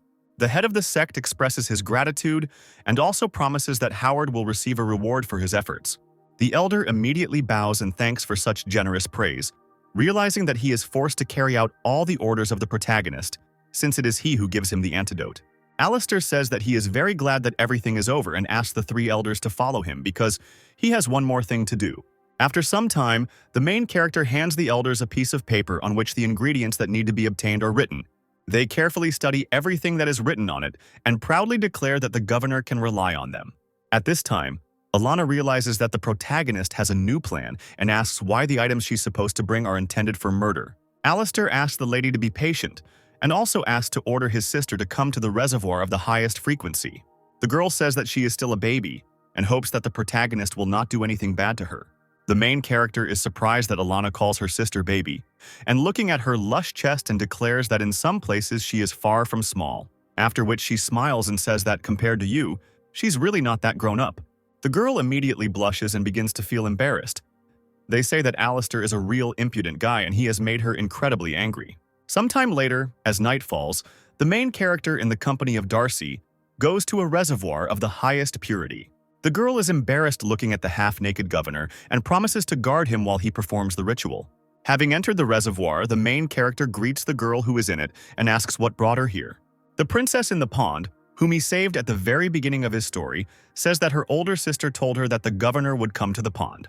The girl throws herself into his arms, and the main character asks if her best friend is nearby. The princess praises our hero, saying that she heard how he taught the people from the Scarlet Sky Palace a lesson, because since their last meeting he has become much stronger. Alistair looks straight into the eyes of the slightly embarrassed beauty, asking where, in her opinion, he is the strongest. The girl replies that he is strong and incredible in everything, after which she merges with him in a passionate and tender kiss, after which they become one. And the princess begins to moan softly and loudly with pleasure. Darcia, who is nearby, can clearly hear the sweet moans, causing a slight blush to appear on her face. After some time, the princess throws a towel over herself, saying that it is time for her to leave. After saying goodbye to the girl, Alistair takes out a ring from one of Isaac's students and says that it is time for the next stage. He opens the vault and begins to pour a huge amount of bot directly into the reservoir. He begins to release the spiritual power stored within these spheres and then absorbs their contents into his body. At the same moment, a huge amount of energy begins to accumulate in the sky above the reservoir, causing thunder discharges. Nearby swordswoman Darcia suggests that a natural disaster has befallen their sect. A few seconds later, a bolt of lightning suddenly rushes towards our main character. And at that moment, Darcy decides to save the governor and immediately rushes towards the lightning, trying to reflect it. The girl immediately tries to apply the 10th form of the abundance technique and cope with the terrifying elements. Her strength turns out to be insufficient. Her body is struck by a powerful electric discharge that throws her to the side. Casper, who is in the main temple of the sect, tries to guess who exactly caused the hurricane, and the head of the sect, Alan, realizing that the governor is there, sees that this lightning strike exceeds the power of the boundary of the cycle. A moment before lightning strikes his body, Alistair raises his hand up and manages to subdue the element by taking it into his hands. Acting with incredible composure, he also manages to catch the girl falling from the sky. Darcia thanks the viceroy, and he orders her to sit down and concentrate as he uses the power of thunder to help her surpass the second line. The girl, without any hesitation, begins to fulfill the main character's request and, in the lotus position, begins to absorb energy. The main character performs the same ritual with her as with the head of the sect, letting a huge amount of energy into the girl's body, making her moan with pleasure. Alistair says that her level is the third step of the cycle boundary, and she was able to jump one thanks to her diligence in improving her fencing techniques. He also orders the girl to stay here while her body is being rebuilt, and when she comes to balance, let her find him. After some time, he again meets with the three elders who apparently carried out his assignment. Casper says that when he saw the clouds gathering over the pond, he immediately realized that the main character was there, after which he hands over a vial of the blood of the fire beast. Mistletoe says that she managed to obtain the vein of a winged dragon, and also notes that its properties are extremely useful for cultivation. Lewis enthusiastically presents the trunk of the great tree to the protagonist. They say that if you add it to the previous ingredients, the effect will be extraordinary in increasing the level. Alistair thanks everyone for the work done. I understand perfectly well that all these natural materials are great for improvement, but he will be able to use them for other purposes, after which the main character goes to the hall of the head of the sect, who also managed to get the necessary materials. The girl says that she has fulfilled his request and places on the table a small dagger inscribed with runes, as well as a piece of cloth with unknown symbols. Alistair takes this very piece of fabric in his hands and says that the talisman of Samsara is extremely good and he expected less. Realizing that the head of the sect has accumulated a lot of questions, he allows her to ask him anything she wants. Alana says she has carefully studied the books regarding the materials he requested and makes an interesting suggestion. The protagonist immediately agrees with the girl, saying that she thinks correctly and that he needs subordinates of a very high level. The main character uses his power and combines all the materials he received into one whole. He begins to pour his energy into objects, not being entirely sure whether his experiment will be successful. If the ritual fails, not only will he be left empty-handed, but all that power will turn against him. After which a powerful burst of energy occurs, and a strange doll resembling a human appears in place of the objects. Her terrifying, menacing appearance immediately changes, and she begins to grimace, greeting her master. Ms. Alana, clearly not expecting such an effect, asks if this is really the same high-level puppet. Alistair replies that, although she is not particularly beautiful, he still managed to accomplish what he had planned. He uses the ring on his hand to open the vault, saying that there is still work to be done and the puppet has not reached perfection. He places the doll inside the ring, telling the sect leader not to pay attention to its appearance, since with its help, she will be able to improve in the future. The main character is about to leave, saying that he wants to find the elders one last time, and also adds that Lady Alana is no longer his rival, and she needs to overcome the free line as soon as possible. At this time, the elders are fighting in the forest, practicing their fighting skills and preparing for the Battle of the Continent. Their training is interrupted by Alistair, who asks for some time because he has an important statement to make. Mistletoe immediately jumps in, deciding that the governor again needs to carry out some kind of assignment or that he has managed to notice mistakes in their training. The protagonist says that he came here so that they could train together a little and asks Elder Lewis to demonstrate his spear skills. The man states that since the main character is his savior, he will not dare to raise his hand against him and start attacking. The protagonist states that he himself is asking for a full-fledged battle, and if he suddenly gets injured, then we will talk about this topic. Elder Lewis agrees with the protagonist's will and immediately makes a lunge at him. To the surprise of everyone present, Alistair manages to block the spear attack by squeezing the tip with 2 fingers. He makes fun of the elder, saying that he had a bad dinner today and that he should not be shy about giving it his all. The elder immediately unleashes all his might and the power of the Phoenix Spear and tries to attack our protagonist again. At the last moment, Alistair manages to dodge the attack and bring his index finger right to Lewis's face, after which he puts a small amount of power into his hand and throws the elder in the opposite direction.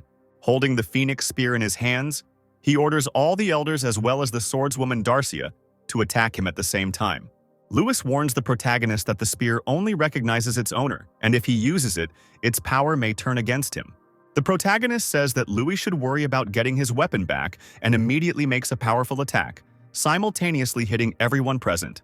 This blow turns out to be a technique, Triad, which our protagonist was able to use with ease after reaching the spiritual threshold.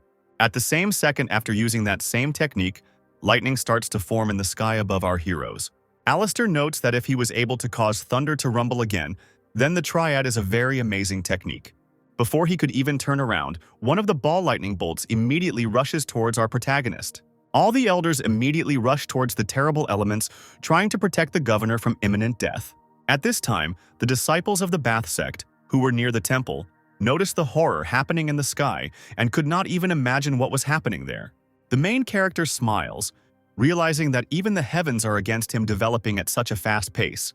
He starts laughing loudly. Looking at the sky, they say that death awaits the violator of universal laws, but unfortunately, no one can stop him. After the storm subsides, he returns the spear to Louis, praising them for fighting hard against the thunder, as it was a good chance for their advancement. After which he states that he still has some business to do and orders the elders to continue their hard training.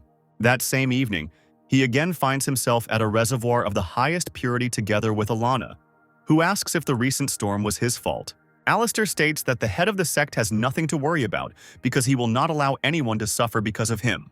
Mistress Alana informs our protagonist that an auction will begin in the capital tonight and will last for 2 days, and he should try his luck. The protagonist notes that the capital is the commercial city of the continent and a place of constant gatherings of the nobility. The girl says that the highlight of the program will be the egg of a mystical beast, but no one knows what kind of creature is inside it. Alistair agrees that this is a very interesting idea and asks how many bats the Wang sect currently has. The lady says that there are about 100 million baht in their treasury and invites him to participate in the auction. The protagonist states that he himself wanted to go to the capital to get the materials needed for the puppet, as well as to obtain the Daohe key. He also explains to Alana that if they win the Battle of the Continent, they will only be able to get to the upper tier of Daohe, but there is another one, and on it there is a person who needs to be freed. The girl cannot believe her ears and tries to find out how exactly he knew that there was a person there and who he was. Alistair replies that the secret of this world is far beyond their imagination and it is time for him to prepare to leave. When the headmaster asks who the main character will take with him on the trip, he replies that he will go there alone because he has an old friend there. He also orders Mrs. Alana to cross the free line in his absence, because the battle will be extremely dangerous.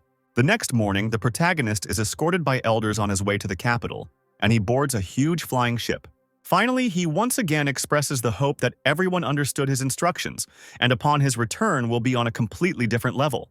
Darcia and Elder Lewis bow, saying that the Viceroy has nothing to worry about and wish him a safe journey. Our main character is moving on a flying ship towards the capital, and at one point flies over the very place from the beginning of his story. He sees a huge magical sphere and 4 stone statues guarding it. He asks to wait a little because he will soon return and free him. He also notes that in his current state he can use his Dainichi technique. Alistair's body is covered in purple flames, as Dainichi is a rare method of improving the body, which contributes to its rapid improvement. The main character remembers that right now he is flying on a wooden ship towards the capital, and the entire ship also suddenly begins to blaze with purple flame. The protagonist jumps off the ship in the hope that he will stumble upon someone's ship on the way to land. Flying several thousand meters, he notices a ship on the deck of which there are people discussing something. Landing on the deck of the ship, he gives his name, saying that his ship has crashed and asks to be taken to the capital. A girl standing nearby with blue hair and a revealing neckline declares that she is the owner of the ship, and the men standing behind the protagonist want to take her ship away. Alistair points his finger at them and says that he can easily deal with them, while simultaneously noticing that this is the girl himself, his old friend Brittany. She slightly doubts our protagonist's strength, stating that he just fell from the sky and is unlikely to be able to deal with the bandits. One of the robbers shouts that if the stranger wants to live, he should mind his own business. Alistair turns in his direction with an arrogant look, asking who exactly is threatening him with violence. The man replies that he is the deputy chairman of the Flying Clouds trade union and that everything that happens here is their personal business, after which he asks who our main character is. Alistair uses the violet flame technique again, saying that the dead have no need to know his name. The man's body immediately begins to burn, and he gradually becomes covered in the terrible technology. He falls to his knees and begins to beg for mercy, saying that he will do whatever he is ordered to do, asking to put out this flame. The main character doesn't even look in his direction. He says that it's too late and only death awaits him. After dealing with all the robbers, the protagonist picks up the vault rings left over from their charred bodies. Brittany immediately rushes to thank the stranger who saved her and her ship. In exchange for his help, Alistair asks to give him all the rings of the vault left by the bandits. The girl, of course, does not object and orders her subordinates to immediately collect and bring the rings to the master. She hands him the 2 rings lying in her hands and once again thanks the stranger for the help he gave her. Alistair realizes that after he interrupted the time loop, the whole world began to change a little and decides to ask Brittany if she is heading to the capital to participate in the auction. The girl does not understand how he knows her name, but decides not to show it and says that she would be happy to participate in the auction. But their trade union does not have that much money. Their conversation is interrupted by a little white-haired girl who peeks out from behind Brittany and asks the protagonist to play with her. Brittany immediately turns to the little girl, calling her Shani and telling her not to bother strangers. The main character turns out to be very surprised because he did not expect to meet this child here and wants to be in the capital as soon as possible, and also decides not to refuse the little girl. After some time, their ship still ends up flying over the walls and houses of a huge city. Britain informs Alistair that flights are prohibited over the capital, and since their trade union is small, they will not be able to drop anchor only at the small gates. The protagonist recalls that in order to pass the main gates, one must pass a strength test, but people who are able to withstand the pressure of an altitude of 5,000 meters can be counted on one hand. At that very moment, his thoughts are interrupted by a huge ship flying over their small vessel and moving towards the main gate. Brittany immediately orders everyone to move away, because this is the ship of the Thundercloud cult, and if they displease them, then everyone will die. Standing on the deck of the ship, the leader of the Thundercloud sect, Ray, orders everyone to stay away from him and not interfere with the test. Alistair states that he doesn't want to listen to this boy's nagging, and the girl at this moment asks for forgiveness and says that they need to fly away further. Meanwhile, the Thundercloud ship lands, and Ray asks everyone to watch his power because he is going to set a new record. At this moment, the old man with a cane in his hand says that the head of the Thundercloud is so young, but has already reached the boundary of the cycle, and perhaps he will actually be able to demonstrate something miraculous during the test. Alistair notes that the elder is mistaken because this test is not related to the power of Ki. The head of the capital, whose name is Berton, was never close in level to this guy, but during the test he was able to withstand pressure of 9,000 meters. Brittany immediately asks the protagonist a question about measuring a person's strength and asks to what extent the strength of Ki reflects the quality of cultivation. The protagonist explains that the amount of energy accumulated in the body is only a part of a person's overall strength. But cultivation is a complex manifestation of the abilities of the one who uses the power of Ki. When using abilities, energy is expended, but if you rely only on its reserves, forgetting about improvement, then all that this person will have is energy, which he will not be able to realize. He also says that the test here is actually a test of the ability to control strength, which is why for many years no one has been able to beat the capital's head's record. The elder is still sure that the head of the sect is a real genius, and speaking like this towards him is too rude. Meanwhile, Ray stands in front of the main gate and sees a huge stone slab in front of him. He jumps onto this platform, ordering everyone to watch his strength because today he will break the record. The guards standing at the gates of the capital mark the beginning of the test and ask everyone to be extremely careful. Ray begins to put his power into the plate he is on, and two golden beams of energy shoot into the sky. The followers of the Thundercloud sect, located on the ship, watch their master and count the number of meters the rays rise. Meanwhile, the elders order Brittany to go and greet the young master because who knows, maybe he will help them in the future. The girl is clearly a little saddened as she does not want to make contact with such a person and expresses her disagreement. The old man states that after the death of his student, she behaves inappropriately because every year their fleet is getting smaller and she is the only one left of the entire crew. An old woman standing nearby orders not to put pressure on the young girl, saying that if she does not want to, they themselves will go to negotiate. At this point, Ray, who is continuing to undergo the test, already understands that his strength is at its limit, and he has only reached 4,000 meters, and this is a real shame. At this point, he is interrupted by two elders who express their respect and are also surprised by the young master's abilities. Ray laughs, realizing that all his thoughts were focused on how to avoid shame, but the way out of the situation found itself. He immediately grabs the two elders by the throat, amazed at how they had the audacity to break his concentration, and they deserve to die.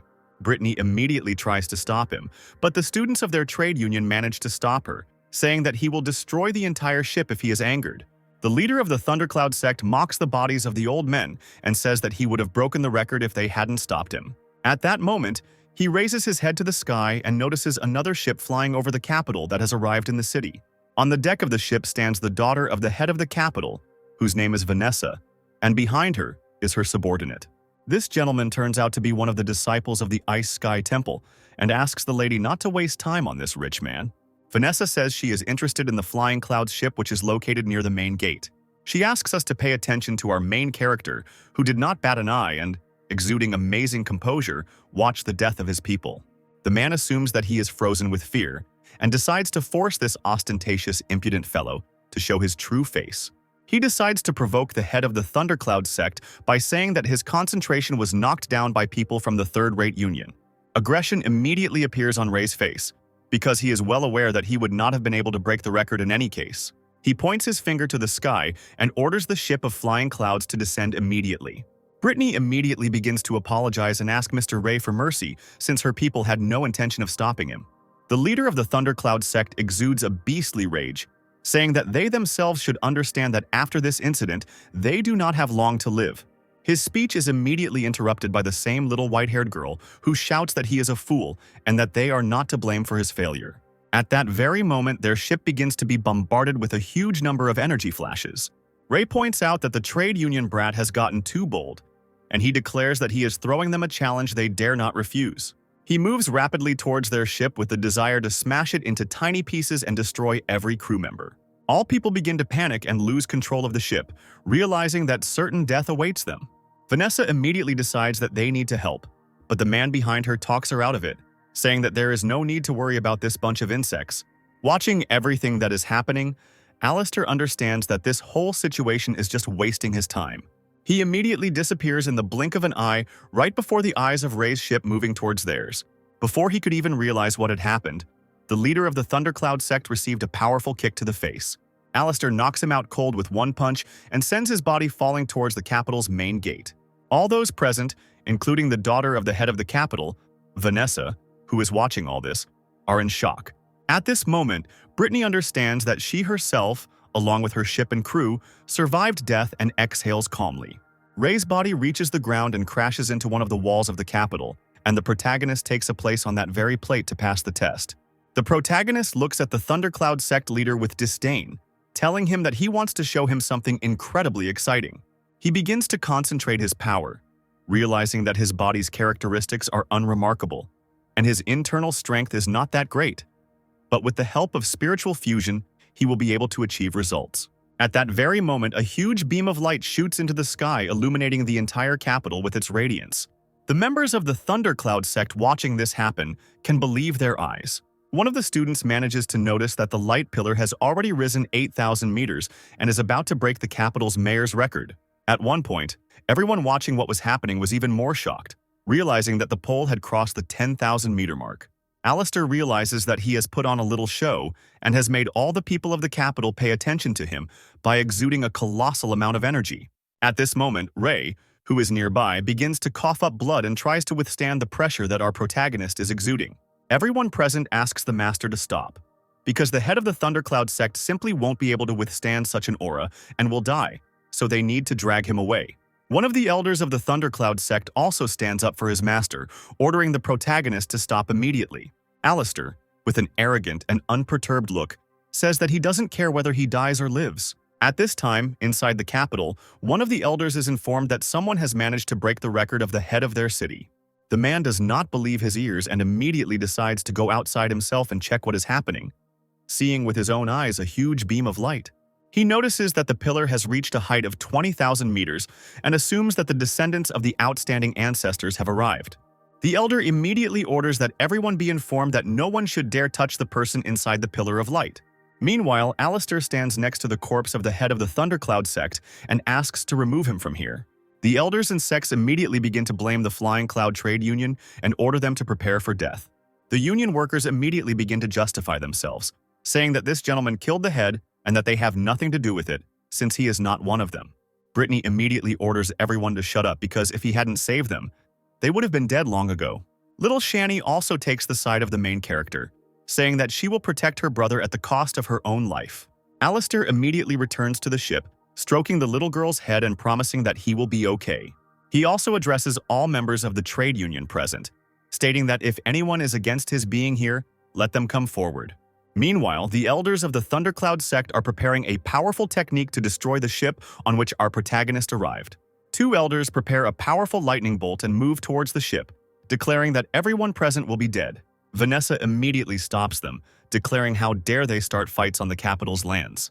The elders realize that the leader's eldest daughter is standing in front of them and say that their master, who arrived at the auction, has just been killed, and they demand an explanation.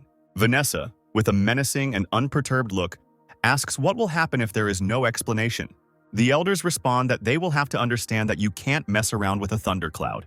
At that moment, one of the oldest in the capital appears, accompanied by guards, saying that they are taking too much liberty, after which they bow to the eldest daughter Vanessa and apologize for being late, and the girl replies that she was dropped off by a ship of the icy sky along the way, which is why she arrived earlier. The girl tells the elder that, in her opinion, the Thundercloud does not want to take part in the auction, and they need to be escorted out of the capital. The elders take the body of their leader and promise that their sect will never forget this, after which Vanessa descends on a lotus flower to our main character and asks to know his name. At the same moment, all the union workers try to explain that they are seeing him for the first time and that he is not one of their members. Brittany immediately tries to take responsibility for herself, saying that this man is her friend and she is ready to take full responsibility. Vanessa decides to clarify and asks again that none of these three people are members of the union. The workers breathe a sigh of relief and continue to insist that this is the first time they have seen these people. At this moment, Brittany's face shows despair, because she understands that her years of efforts and suffering have gone down the drain. After hearing all this, the daughter of the head of the capital declares that these three people will become honored guests of the capital and rooms will be prepared for them in the guest house. Brittany and little Shani are in complete shock and confusion about what is happening, not understanding what is happening. As they walk away and move towards the capital, union workers shout after them, asking to be taken with them. The girl replies that the trade union has turned its back on her, and that she no longer wants to have anything to do with the flying clouds.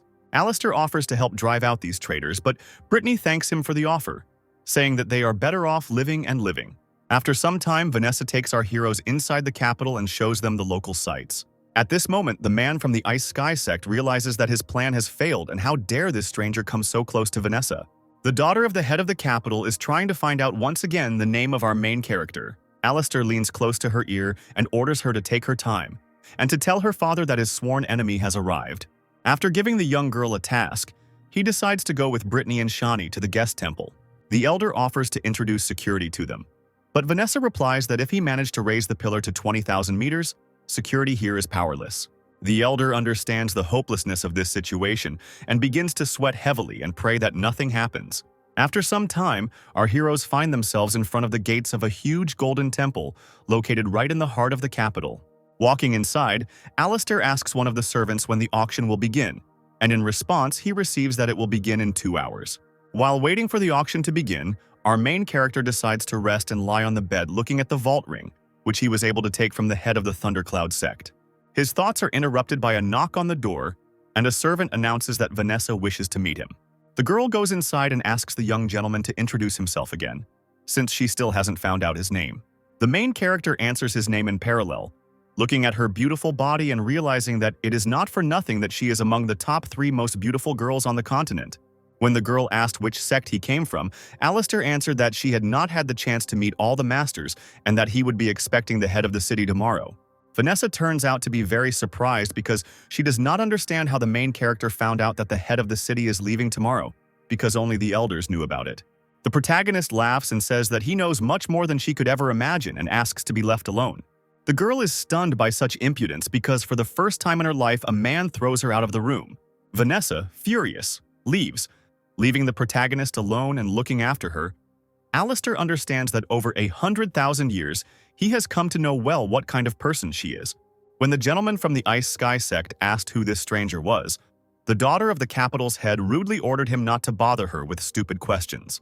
The man is in complete shock because he has never seen the girl so irritated and assumes that the main character did something indecent to her. One of the cult members is waiting for an order to deal with him, but the man stops him and orders him not to get into trouble because he needs to wait until the end of the auction. After some time, Brittany enters our protagonist's room and says that she is accompanying the girl to her confidant. She explains that they should go to 3rd Street because that's where their co-workers live, and Shani asks Alistair if he'll come visit her because the people who buy it are creepy. Hearing this, the main character is in complete shock, as he thought that the girl would be taken to her parents and they would sell her as a commodity.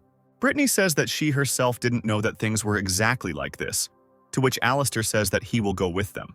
Moving along the streets of our city, the heroes hear strange screams coming from nearby and decide to check what happened there. Entering one of the establishments located nearby, they see some bandits beating up members of the Traders' Union. Brittany immediately decides to stand up for her former subordinates, ordering them to stop immediately and compensate for all losses.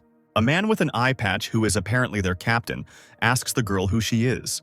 Confused, Brittany doesn't know what to answer to this question because she herself left the Union a few hours ago. One of the people of the Union on which the head of the robbers sits declares that this girl is their chairman and the cargo was under her responsibility. The robbers smile and say that she looks very appetizing, and most importantly, they ask to bring her to him. Brittany turns out to be not the most defenseless girl and, with the help of her technique, fights off several bandits. The gang leader states that the girl is quite capable and decides to start attacking her himself using the Shadow Fist technique.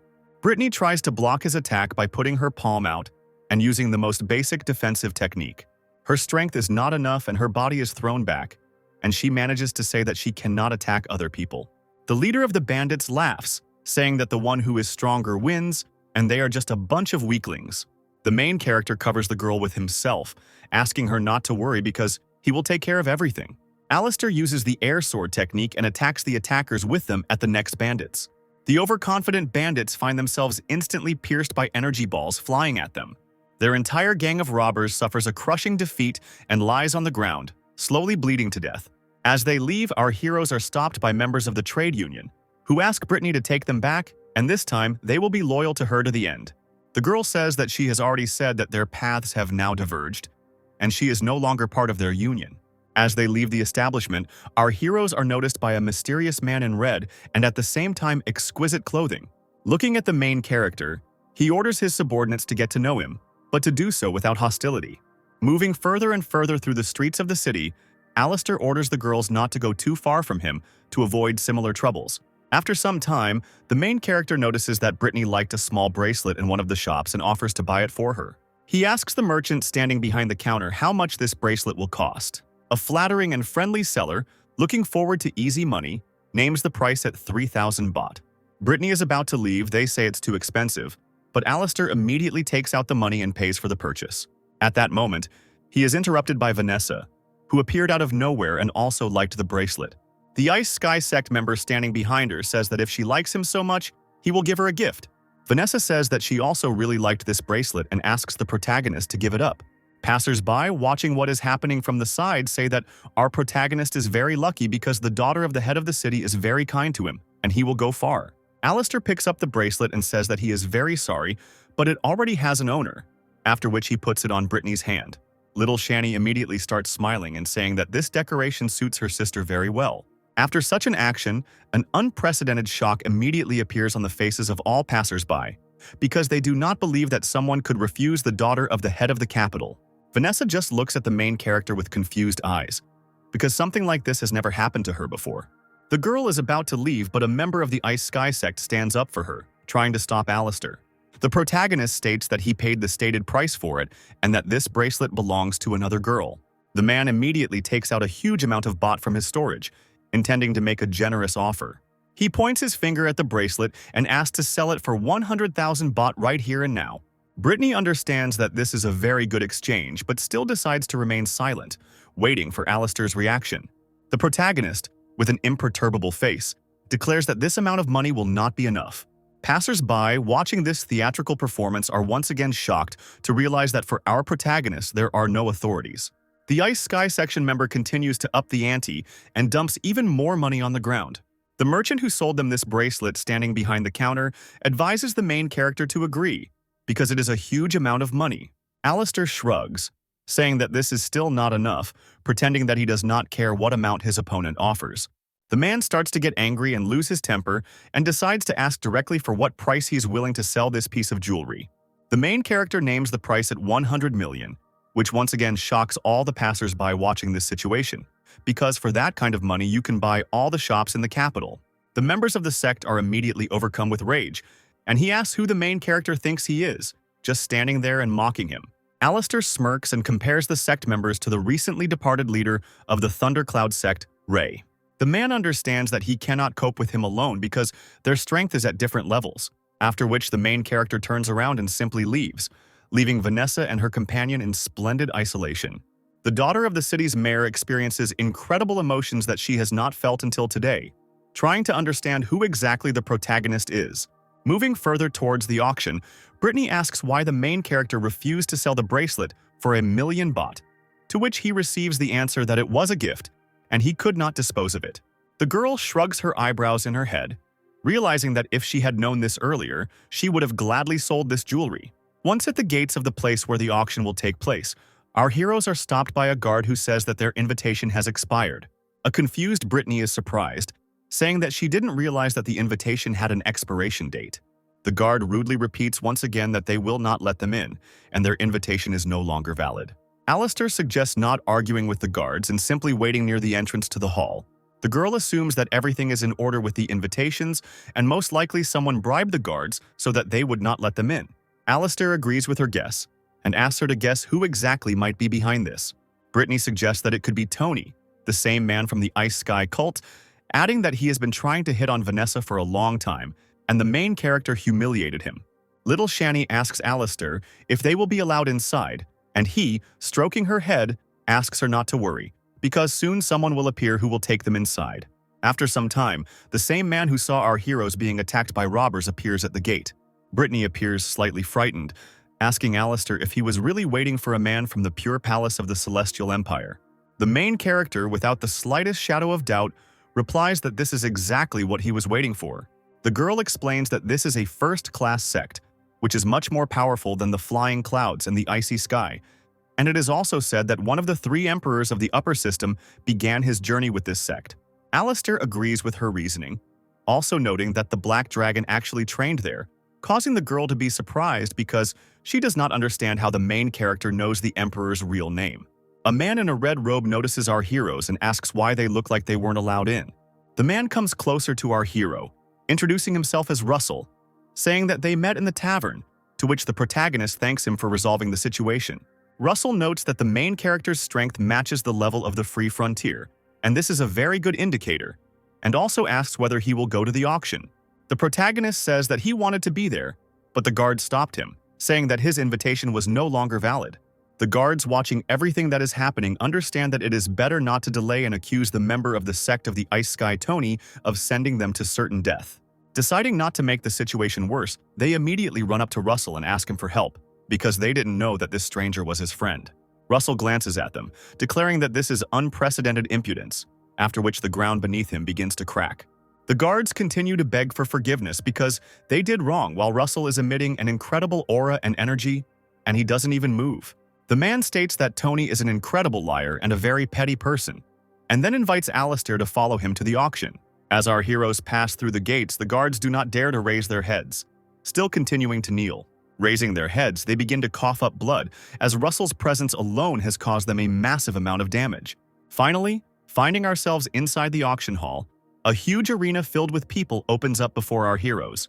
Russell decides to ask the protagonist what exactly he thinks about the auction room.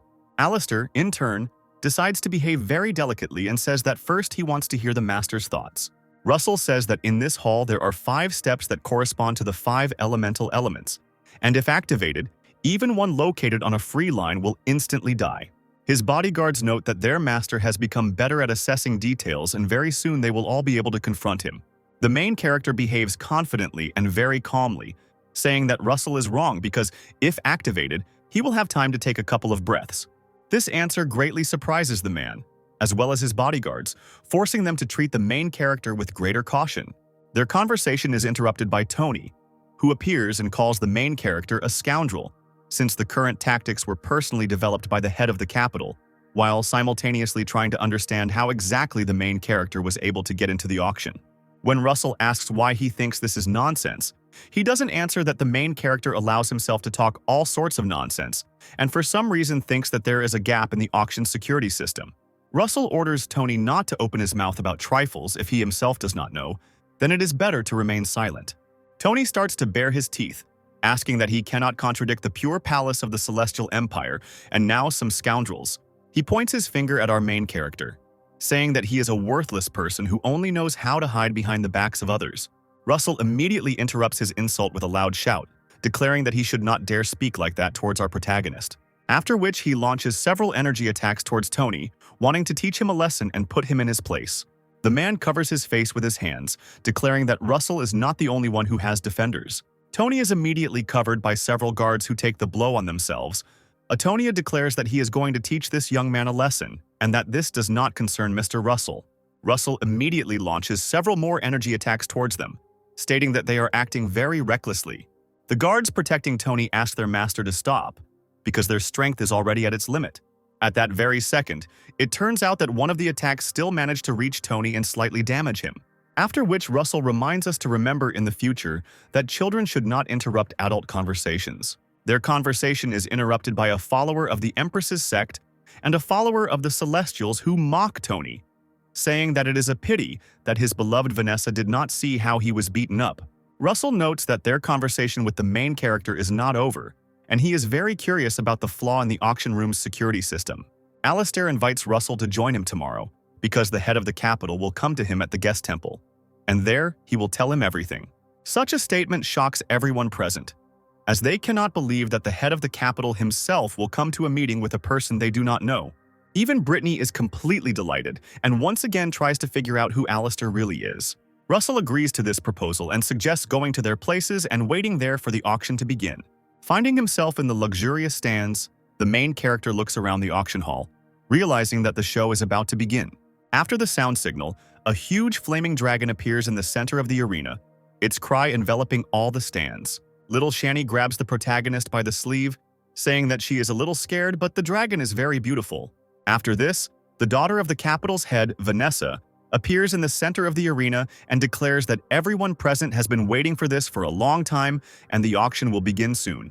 All the auction participants looked in amazement at the capital's main beauty, Vanessa, admiring her unrivaled appearance. The girl announces that in the absence of her father, who is also the mayor of the capital, she will be in charge of conducting the auction.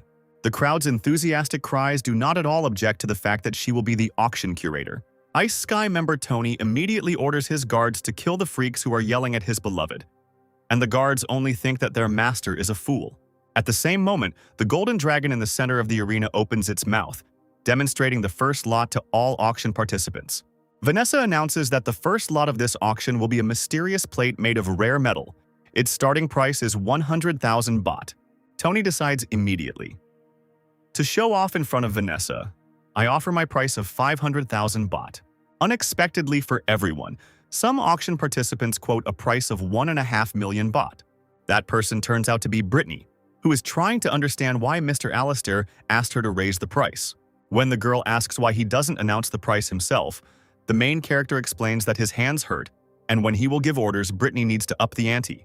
Vanessa, watching her, begins to get furious, realizing that she sees in front of her the very woman who took the bracelet she liked. Tony at this time is trying to understand where our protagonist has so much audacity to try to compete with him in wealth. He raises 2 fingers in the air, placing a new bet of 2 million baht, trying to outbid Alistair. The protagonist tells Brittany not to give up and to keep raising the price, asking Russell for advice on the price. The man says that this plate made of rare metal could well be valued at 3 million. Upon hearing his suggestion, Brittany immediately raises 3 fingers and places a bet of 3 million baht. Vanessa begins a 3-second countdown, expecting one of the auction participants to offer a higher price. Without waiting for a higher insertion, she announces that the lot in the form of a plate will be sold and hands it over to the protagonist. After which, Alistair opens his ring-shaped vault and the golden dragon begins to absorb the required amount of money from it. Tony decides to make fun of our main character by saying that he spent 3 million on a piece of metal. Some of the auction participants, like a pack of jackals, huddle together and also begin to mock, supporting this statement. Alistair smiles, saying that if some of those present have vision problems, he will help them see the truth. He begins to pour some of his energy into the plate, saying that inside it is mithril, a very rare metal that fully justifies its price. By splitting the metal, he reveals that inside it was a first-class spiritual talisman. Other auction participants understand that this is a golden talisman of the spirit assistant, and its price on the market exceeds 100 million. This fact surprises even Russell, who could not imagine that there would be a talisman inside, and he also tries to understand how the main character managed to understand that it was inside. Meanwhile, Vanessa presents the second auction lot, a sword that was cast from heavenly metal during the awakening and lay for 30 years in the sect of buried balls.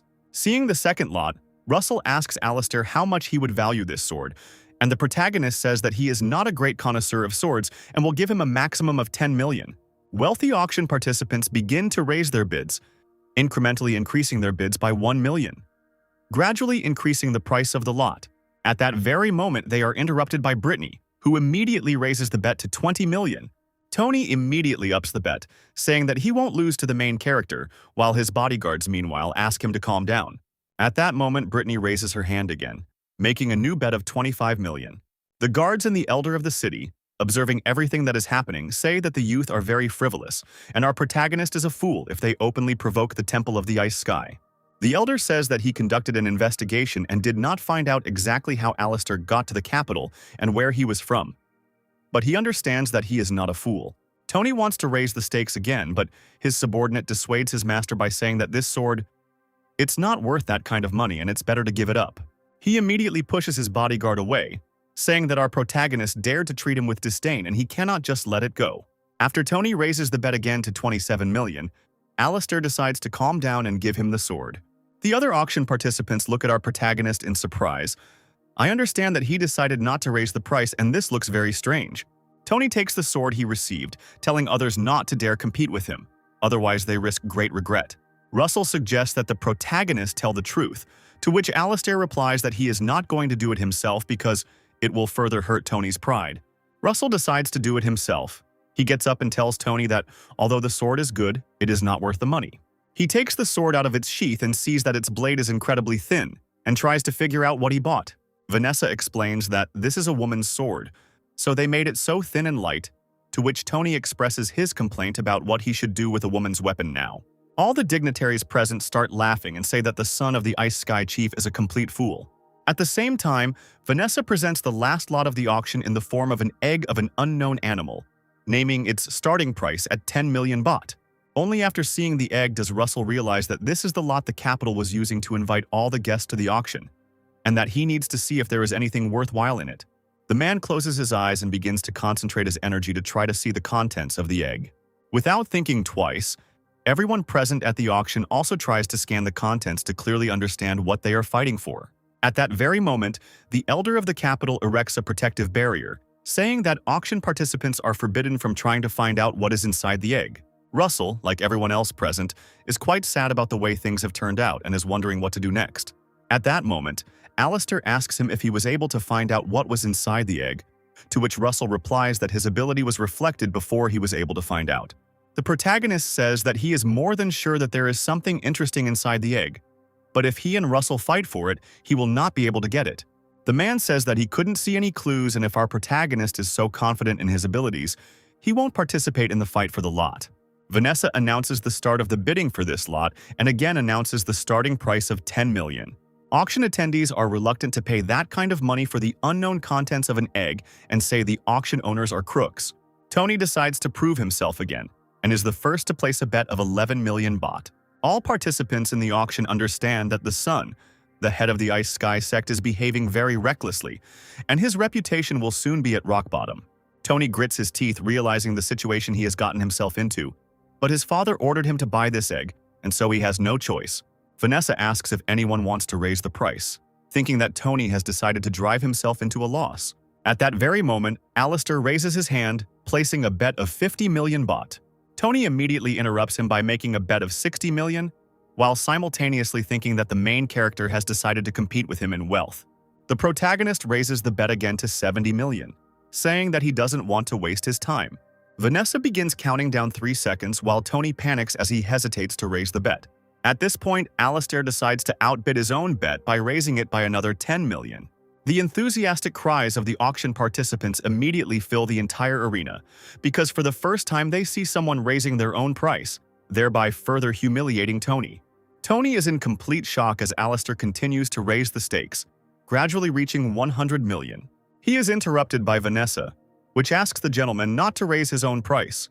Tony clearly has no intention of backing down and is raising the stakes once again, and despair is clearly visible on his face, as he did not expect such an outcome. Their fight with Alistair continues, and ultimately they remain the only contenders for this auction lot, reaching a sum of 300 million. Having reached such a colossal sum, Tony begins to laugh and wants to see how his opponent will be able to pay 300 million. Russell asks him to calm down, saying that if the gentleman does not believe in his own strength, this does not mean that others do not have similar means. Tony begins to grind his teeth, and anger is clearly visible on his face because he is sure that the main character cannot have that kind of money. All the participants present at the auction also begin to doubt our protagonist's solvency, remembering that last time the one who could not pay the sum was killed. Alistair says that since the situation is taking such a turn, he offers a deal that if he can still give 300 million, Tony will also be ready to risk his life. Vanessa adds that if the protagonist lied, then eternal shame awaits him, and he should think twice before risking his life. The protagonist asks the girl not to worry, emphasizing that for him the sum of 300 million is tiny, and begins to give the money. At this point, even among the guards, a dispute breaks out about whether Alistair has enough of the specified amount and whether Tony will ultimately die. Meanwhile, Tony's face begins to slowly change, and rage quickly gives way to fear and despair as he realizes that Alistair has the entire amount. Finding himself in a stalemate, he orders his 2 bodyguards to immediately attack and kill the protagonist. Vanessa manages to notice all this while trying to warn the gentleman and says that such behavior is unacceptable during an auction. Russell chuckles, telling Alistair that he has once again anticipated his opponent's moves and orders his guards to protect them. They fight off attackers without any problems, as they are tens of times stronger than them. By this point, the protagonist has finished paying for the auction item and says that it is his opponent's turn. The audience begins to discuss whether Alistair will actually be able to take the life of the young master of the Ice Sky Temple. Meanwhile, Tony is in shock. He doesn't understand how Russell's guards managed to come to their senses and whether they really foresaw everything in advance. His reasoning is immediately interrupted by the protagonist, who in the blink of an eye appears in front of him, saying that the dead do not need answers. High-ranking participants and representatives of noble families ask Alistair to reconsider, since with such actions he insults the Temple of the Ice Sky. The protagonist immediately orders them to be silent if they do not want to go to the next world and draws a line right under their feet, cutting through the stone floor. After which he looks at Tony with a smirk and says that every self-respecting man should keep his word.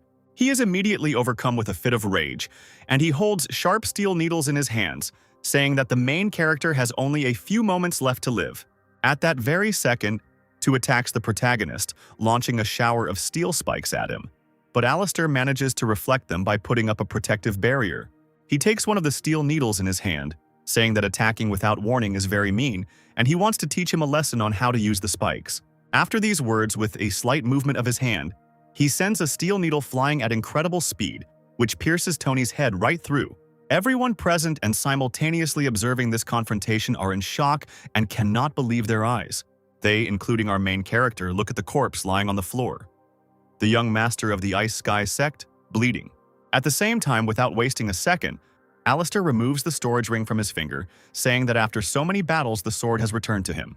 Tony's bodyguards immediately rush to the attack, wondering how the protagonist dared to kill their master, and also that the Temple of the Ice Sky will not forget this. The protagonist immediately takes out the sword he had bought earlier from Tony's ring, saying that he doesn't want to dirty his own hands with it. Drawing his blade, he makes several powerful and smooth movements, cutting through the air and the guards along with it. Standing in a victorious stance and holding that same blade in front of him, he asks all the visitors to the capital if there are any others who wish to argue with him. Vanessa understands that this commotion needs to be ended as quickly as possible, says that the auction is declared closed and asks everyone to disperse. As they leave the auction hall, Russell asks the protagonist if he can handle the Ice Sky Temple, as they will likely cause him a lot of trouble. Meanwhile, the elder of the capital, together with the daughter of the city's head, discuss how best to resolve the situation and decide to wait until tomorrow. At the same moment, somewhere in the Temple of the Ice Cloud sect, its leader and also Tony's father orders all troops to go to the capital. Also, the head of the Thundercloud sect and Ray's father orders his troops to also go to the capital and avenge his son's death. That evening, the protagonist examines the egg he bought at auction, amazed at how it was able to appear in this world outside the three spheres. He pours some of his energy into the egg, they say, so that it gets to know its owner before it has time to form and transform, after which he places it in the vault ring, saying that his time has not yet come, but soon he will definitely play his role. While he was minding his own business, he heard a strange rustling sound outside the window and immediately realized that most likely someone was following him. Without thinking twice, he uses his spiritual energy to attract the one hiding behind the window, saying that he should have been more careful.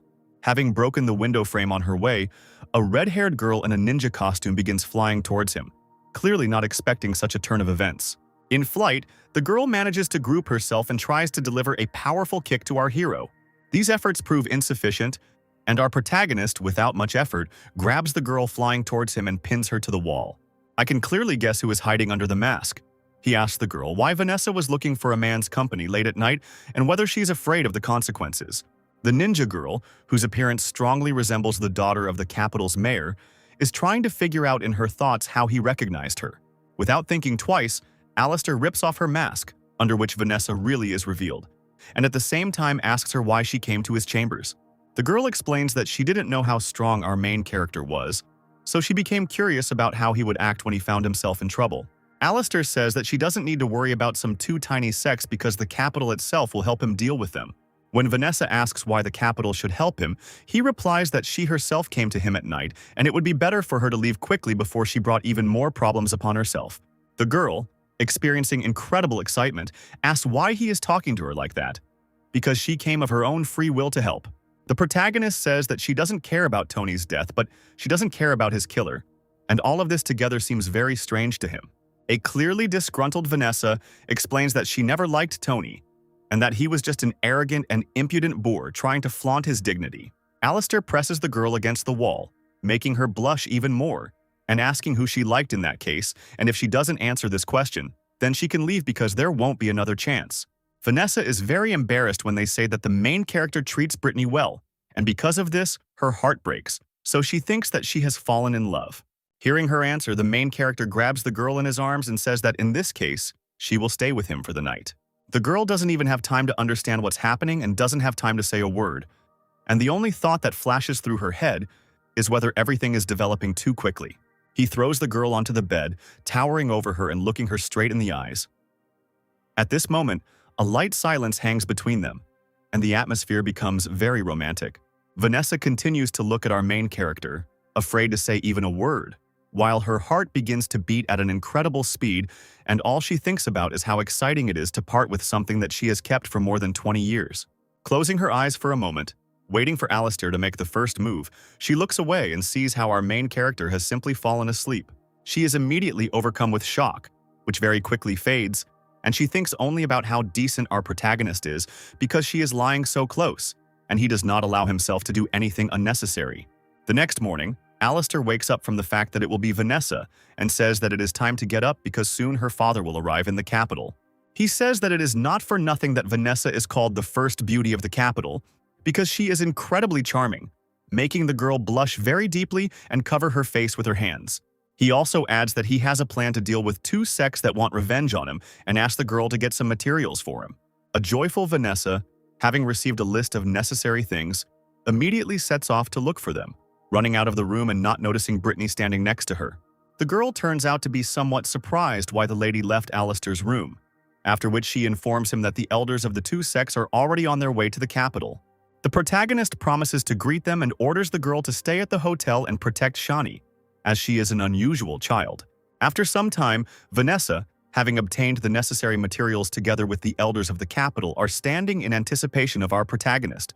Alistair explains that he asked Vanessa to bring the elder so that he could take a look at something, after which he begins to process the materials using magical energy.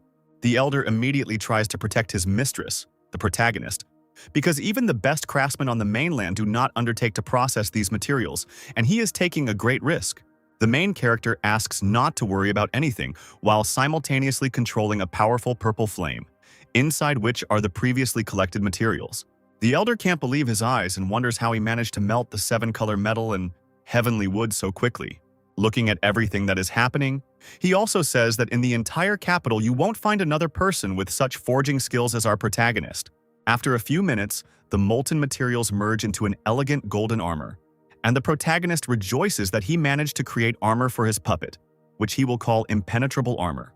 Elder and Vanessa can't believe her eyes because for ordinary craftsmen this process takes several months, and in appearance this armor has surpassed the 9th rank. They see armor of incredible beauty and elegance, and the main character corrects them, saying that they are mistaken because its quality exceeds the 3rd rank.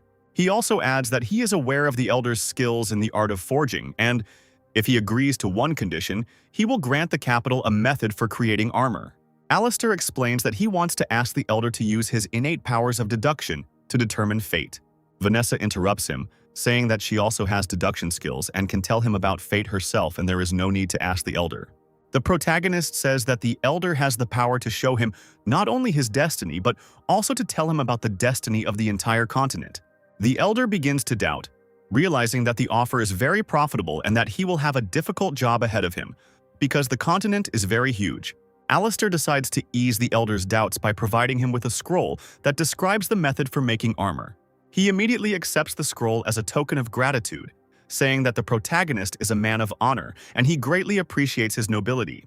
The elder agrees to the deal by beginning to pour his spiritual energy into special talismans that will help him glimpse the fate of all things. He concentrates spiritual energy into a huge sphere, saying that time will speed up hundreds of times and that the main character should carefully note everything that interests him. The protagonist closes his eyes, and in his mind he realizes that he is only curious to look at 4 places: the Wang sect, the capital, the pure palace of the Celestial Empire, and the golden sphere in which the Emperor is sealed. After he looks into the Emperor's fate, the elder immediately interrupts the ritual and begins coughing up blood. Alistair helps him move, explaining that he has spent too much energy, but in a couple of days he will definitely recover and get back on his feet. While he was giving the elder first aid, Russell came to visit them and said that he heard a noise and decided to check what was going on. The protagonist explains that he asked the elder to reveal the fate of the continent to him, and he lost consciousness after using up a lot of energy. Russell says that he is a very good man because he thinks not only about his own fate, but about the fate of all people and the continent in particular. Alistair says that his destiny is not so great because he is doing this for his own selfish purposes, and even looked at how things are in the pure palace of the Celestial Empire. At that moment, their conversation is interrupted by a strange black energy that begins to take the form of a human and emit a very creepy and disgusting laugh. A few moments later, the head of the capital, Burton, appears in front of them and greets the 2 young heroes. The 3 of them sit down at the same table, and the head of the capital asks Alistair if he knows what trouble he got into and that 2 sects are hunting him.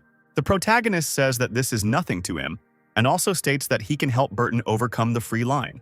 The head of the capital is in incorruptible shock and asks the protagonist how he knows that he cannot overcome the barrier. Alistair says he has his own methods and a smart person does not resort to hints to simply answer yes or no.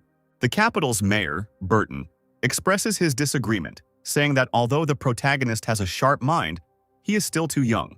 The protagonist crosses two fingers, asking the boss for permission to try it, and then they will all find out how things really are. He runs his fingers over some key points of spiritual power concentration and notices some destabilization in the paths of their movement. Burton's expression immediately changes, asking the protagonist how to fix this, since two elders of the Ice Sky and Thundercloud sects are already on their way. Alistair says that both heads of the sect are on the free frontier and both are able to kill him, so he wants to borrow the Burning Desert. He also adds that revenge for his sons will most likely be just a pretext, and that in reality they are interested in the Burning Desert and have now personally headed to the capital. Burton is quite surprised that Alistair knows about the Burning Desert and asks what his plan is. The protagonist says that he will help Burton overcome the line, and in exchange he will give him a burning desert. But the head of the capital decides to clarify what will happen to the leaders of the sect. Alistair replies without the slightest shadow of a doubt that he will enter the Burning Desert with them. The mayor of the capital, Burton, understands that the protagonist is not joking, but still decides to ask if he knows that going there is pure suicide. Alistair says he'll be fine and asks Burton to use the Great Five-Element Array. After some time, our heroes find themselves in the auction room standing next to a huge stone slab with an image of a dragon. Alistair decides to begin the ritual and, concentrating a huge amount of his energy, begins to pour it into the seal located on Earth. The head of the capital, Burton, watching what is happening, tries to understand how the main character managed to activate the Great Array, since only he was able to do this. He begins to concentrate, realizing that there is no time for thinking and he can no longer control it. Russell says he has been interested in the array for a long time and asks for permission to try to break through its defenses. The guy concentrates a huge amount of his energy in his palm and tries to deliver a powerful blow, trying to break through the array. His attempt fails and a huge burst of energy throws his body aside, but he manages to group himself and not fall to the ground. Russell says that the power and strength of the array is breathtaking, to which Alistair replies that it is very good. But, like everything, it has flaws. He asks Russell and Burton to watch what is happening closely and comes very close to the wall of the array. Vanessa asks the protagonist to be careful, and her father thinks about the fact that his daughter is long overdue for marriage and, apparently, she really likes Alistair. The protagonist enters the barrier, saying that the array cannot envelop him, demonstrating to everyone that the energy is swirling around his body. Alistair extends his hand, saying that the array has a weakness, and asks the head to come with him and look at it. Burton, although he has doubts, understands that if his own mass breaks him, then the people and all his subordinates will laugh at him. He also turns to Vanessa, asking her to follow them, to which the head of the capital does not immediately have time to react, but still tries to dissuade his daughter. Without thinking twice, the girl immediately obeys Alistair's order and throws herself straight into the wall of energy, successfully passing through it. Alistair uses one finger from his divine eye to cut through the array, causing it to dissipate. At that very second, a huge purple palm begins to move towards him, emitting a terrible and deadly aura, which at the last moment stops right in front of Alistair's face. Burton says that the protagonist stole his beloved daughter from him, managed to decipher the array, and also stopped the leader's hand, thereby acknowledging his power. He asks if the protagonist can do him a favor and cover up the array's deficiency, to which Alistair replies that it can be completely fixed. The head of the capital, with a smile on his face and childish delight, hearing such wonderful news, asks Alistair to do this, saying that he will be immensely grateful to him. Alistair asks Burton not to rush, suggesting that they first wait for the heads of the two sects, since he knows that the entrance to the Burning Desert is located right here. The head starts laughing, saying that there is nothing in this world that our main character doesn't know about, and he completely agrees with him and decides to wait for the heads of the sects. Finally, Alistair decides to turn to Russell, saying that if a misfortune happens to the Celestial Palace, he will definitely need to save his life, because he is the future of the palace. Russell hands him a green tablet, saying that this is a supreme order, and if something happens, let him show it in the clean palace and look for him. Alistair accepts the order, saying that the day of the Black Dragon's attack will surely come, and he must be careful. After some time, the silence is broken by two old men who appear directly above the heads of our heroes. The leader of the Thundercloud sect decides not to stand on ceremony for long conversations and immediately rushes to attack our protagonist with his fists. Vanessa tries to warn Alistair, saying that he is perfecting his fighting physique and that he should be as careful as possible. Our protagonist and the leader of the Thundercloud sect clash with fists, from which a huge amount of energy begins to emanate. After such a crushing blow, the protagonist's strength proves insufficient, and although he does not fall to the ground, he bounces back several meters.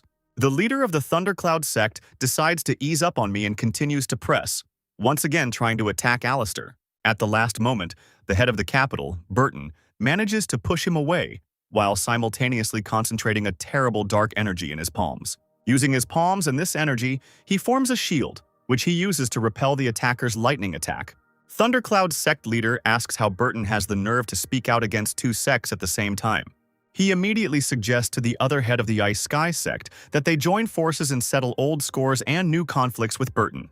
They say that he is in complete agreement. The two old men, having joined forces, simultaneously attack Burton, not giving him a chance to breathe. At the protagonist decides not to stand aside and help Burton by concentrating his energy on the tip of his finger and releasing a powerful beam of energy. The fast-flying cloud of magic almost reaches the head of the Thundercloud sect, but he manages to dodge it at the last moment. He also finds himself extremely surprised at how this young man knows his weak spot. Meanwhile, Burton opens a portal to the burning desert and invites the leaders to enter it because in 3 hours it will close for the next 100 years. The old men immediately decide that this is just a trick and an attempt to lure them into a trap, but the main character jumps into the portal without hesitation. Noticing the young man's actions, they, being sure that this is indeed the entrance to the burning desert, rush after him. The mayor of the capital, Burton, looking at the reckless actions of our protagonist, understands that trouble awaits him. At that very second, Vanessa rushes into the portal after the heads of the sects and Alistair, and her father does not have time to stop her. Meanwhile, in the burning desert, two old men stand opposite our protagonist, waiting for the battle to begin. After Vanessa passes through the portal, the leader of the Thundercloud sect immediately rushes to attack her. At the last moment before the blow, the girl manages to use a hidden talisman and put up a protective barrier. This is not enough to contain the onslaught. The heads of the sect and Alistair personally rush to the aid of the defenseless girl. Onslaught. The head of the Thundercloud sect turns out to be not so weak, which is why the main flies to the side after impact. The old man, with sparkling eyes and complete self-confidence, says that the young man has little strength, and he should not pretend to be a hero who will save everyone. The protagonist is lying on the sand at this time, with drops of blood running down his lip, and he replies that if the head of the sect kills them, then there will be no one to sacrifice. The old man is quite surprised by the fact that Alistair knows about the sacrifices that must be made as a gift. The head of the Ice Sky sect assumes that Burton told him about this, and that rumor has it that 2 sacrifices are needed to open it, as this has been the custom since the time of the most cruel 9th Emperor. While the sect leaders discuss what to do next and how to proceed, Vanessa takes advantage of the moment to try to find out if everything is all right with our protagonist. He asks the girl to remain silent and pretend as if they are in a difficult situation, because all this time he was just pretending to be wounded. Alistair tries to provoke the heads of the sects, saying that if the storm cloud intended to kill him, then the second victim was to become the head of the ice cloud. The thundercloud chief who attacked him is indignant, declaring that the youth should not dare to slander him, while his colleague says that he is simply trying to start a feud between them. He also says that the desert will not remain open for long and they first need to find what they came here for. The head of the Ice Sky sect also smirks, saying that it was a mistake for the girl to follow them, because by a lucky coincidence, she would become the second victim. Alistair immediately grabs Vanessa's hand and decides to run away from here as quickly as possible, moving in an unknown direction. The 2 sect leaders immediately rush in pursuit of them, saying that even though it is an endless desert, they will still not be able to hide anywhere. While running away from 2 heads, Alistair uses his blood to draw a mysterious rune in the air and begins to pour some of his energy into it, after which he directs the rune into the air, starting to increase its size, and orders Vanessa to get out of this place as quickly as possible. At that very second, right in front of the faces of the 2 old men, a huge tail of an incomprehensible creature appears from the sand. The leader of the Thundercloud sect decides that he has the power to defeat the mysterious beast and decides to engage in battle with it. Observing all this, Vanessa decides to ask the main character whether this evil spirit is his trump card, because apparently she will not be able to cope with 2 elders. After Alistair's words asking the girl to wait a little longer, several more huge tails appear from the ground, forcing the elder of the icy sky to also enter the fight. One of the elders still guesses what type of creature this undead belongs to and remembers what he read in one of the books about the 8-tailed scorpion. Meanwhile, Burton, who is watching what is happening standing outside the portal, says that the ancestors forbade entering the hot desert precisely so that Scorpio went into hibernation, and their affairs are very bad. The capital's elder asks the chief if they can enter the desert and help his daughter, to which Burton replies that 4 people is the maximum for the array. He also adds that at the moment, all they can hope for is a protagonist who can protect himself and his daughter. Meanwhile, the elder's battle continues, and the scorpion reveals its full body and head and attacks furiously. The leader of the Thundercloud sect was inflamed with rage, and the spirit of battle said that he was not going to lose to some mindless undead. Fighting the scorpion. The elder understands that if the price of all this had not been sacrifice, he would have sent Alistair to the next world long ago. Meanwhile, Vanessa asks the protagonist if Scorpio will be able to see the 2 elders, to which he receives the answer that this must happen. Otherwise, it will be very difficult for them. At the same time, the leader of the Thundercloud sect uses the most powerful techniques in his arsenal and uses lightning to repel the terrible monster. I notice that our main character and the girl are trying to escape. He orders his friend to grab them, because what they came here for is most important. Leaving the scorpion behind, they give chase, and the Stormcloud Elder begins to rain down powerful blows on Alistair again. At that very moment, the head of the Ice Sky sect grabs Vanessa, ordering Alistair must surrender immediately, otherwise not only he but also this sweet girl will suffer. The protagonist replies that it is not in his rules to abandon a fragile lady in distress and allows the Thundercloud Elder to grab him. The old man uses his sect's secret technique called lightning bonds and binds our protagonist. Having captured our heroes, both elders move through the burning desert in search of a certain mysterious place for which they came here. After some time, the head of the Thundercloud sect begins to rejoice as they find the very place in the form of a huge monument towering into the sky. The head of the Ice Sky sect says that it was installed by Emperor Qi himself, and he finally had the opportunity to inspect the thing left behind by the greatest. He brings his hand to the staff and feels how it begins to suck the life energy out of him with an incredible thirst for blood. The elder understands that this pull is more powerful than the horror emanating from the scorpion, and it is not for nothing that the emperor who left him here is considered the most bloodthirsty of all. At that very moment, the head of the Thundercloud sect attacks his friend from behind, and he doesn't even have time to react to his attack and crashes straight into the staff. When he touches the monument with his whole body, it seems to be sucked in and the staff begins to absorb all his life energy, causing him to experience incredible pain. Standing on the storm cloud says that even after years, his friend did not have enough time to gain wisdom and understand that if he does not die, then how can they divide the staff between themselves? Moments later, the monument completely drains the body of the Ice Sky Elder, leaving only a gnawed skeleton. Vanessa, watching everything that is happening, tells Alistair that they need to get out of here as soon as possible, and he asks the girl to go first since he still has unfinished business. The protagonist, looking at the Elder, says that the battle with the Scorpion has seriously battered him, and it is still unknown which of the 2 will emerge victorious. The Thundercloud sect leader charges up his most powerful strike, the Thunder Fist, and says that even with half his strength, he can defeat him. At that very second, Alistair opens his vault ring, from which the sword that he took from Tony at the auction begins to appear, as well as the hand that holds it, after which the puppet is shown, which our protagonist made while still in the sect, Van, who is armed with that very blade. The Thundercloud Elder declares that a mere puppet will never be able to match his strength and delivers a powerful blow to its body.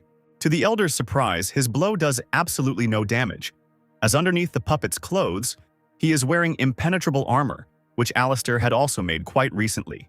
Taking advantage of the old man's confusion, the puppet delivers several powerful and crushing blows with his sword, cutting through the Elder's flesh. The leader of the Thundercloud sect falls to his knees, bleeding profusely, realizing he is in a precarious position.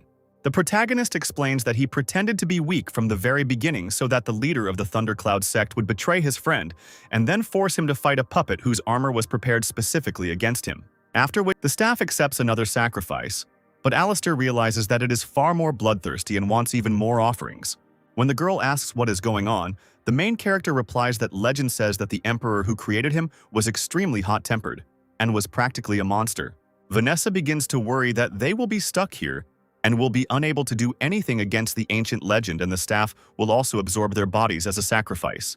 Alistair asks her not to worry, because what can quench the staff's thirst is already here, and a second later, the huge paws of the scorpion grab it from under the ground. The protagonist asks the girl to pay attention to the fact that the demonic scorpion has already completely absorbed the staff's ferocity, and now the staff wants to leave, but the scorpion will not allow this. The protagonist declares that he is not going to give someone what he wants so much, so he attacks the scorpion, ordering Vanessa not to move or get too close. He delivers a powerful blow straight to the monster's head, realizing that he is very exhausted after the battle with the two elders and that defeating him will not be difficult. Standing on top of the staff, Alistair asks him to obey and follow him, because he will not give him a second chance and will leave him in the clutches of the scorpion. Hearing the approving glow from the staff, the main hero takes out the egg he bought at auction, saying that it is time for the one sitting inside to come into the world. At this moment, the head of the capital, Burton, and the elder, standing outside the portal, see how it begins to emit a golden glow and slowly close. The capital's elder is surprised why the head's daughter didn't run away, since the head of the Thundercloud and Ice Sky sects were already dead. Burton explains that the second ban of the burning desert was activated because what hatched from the egg was so terrible that the portal itself closed. The elder recalls that when he woke up, he found a strange message under his pillow that was addressed to the head of the city and hands him a small piece of paper. The note Burton is holding says that Alistair will borrow his daughter and then return her safe and sound. The mayor of the capital is amazed that this young man managed to plan everything from the very beginning and how such a reckless person can even exist in reality. At this, Alistair declares that he is now her master and asks her to take this staff into her hands, because now it belongs to her. The monkey touches the staff with its paw, after which, under the influence of its power, it contracts, decreasing in size. At the same moment after the staff passes into the hands of another owner, the protective spirit is activated, which immediately rushes to attack the monkey. After the main character's order to destroy him, the monkey, without the slightest hesitation, using his power and the power of this demonic weapon, destroys the phantom in an instant.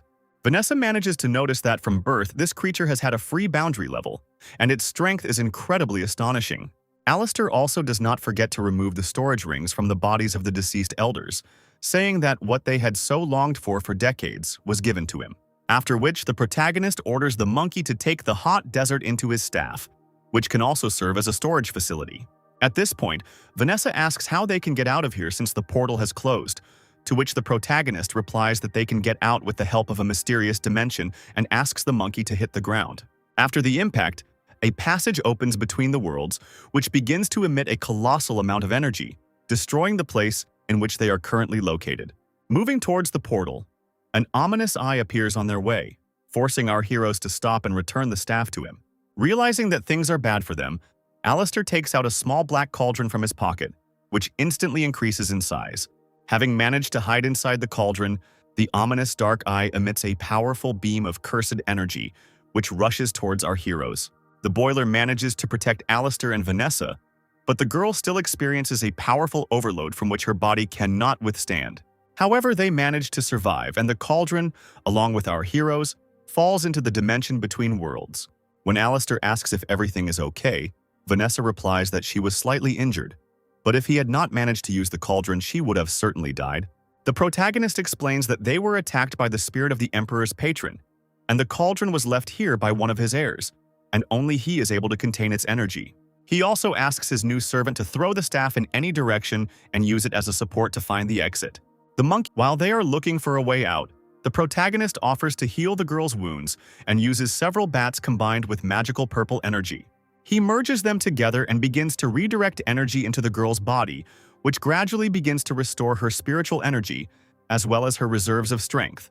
Alistair asks the girl not to move and give her body time to return to normal, after which Vanessa begins to meditate in the lotus position.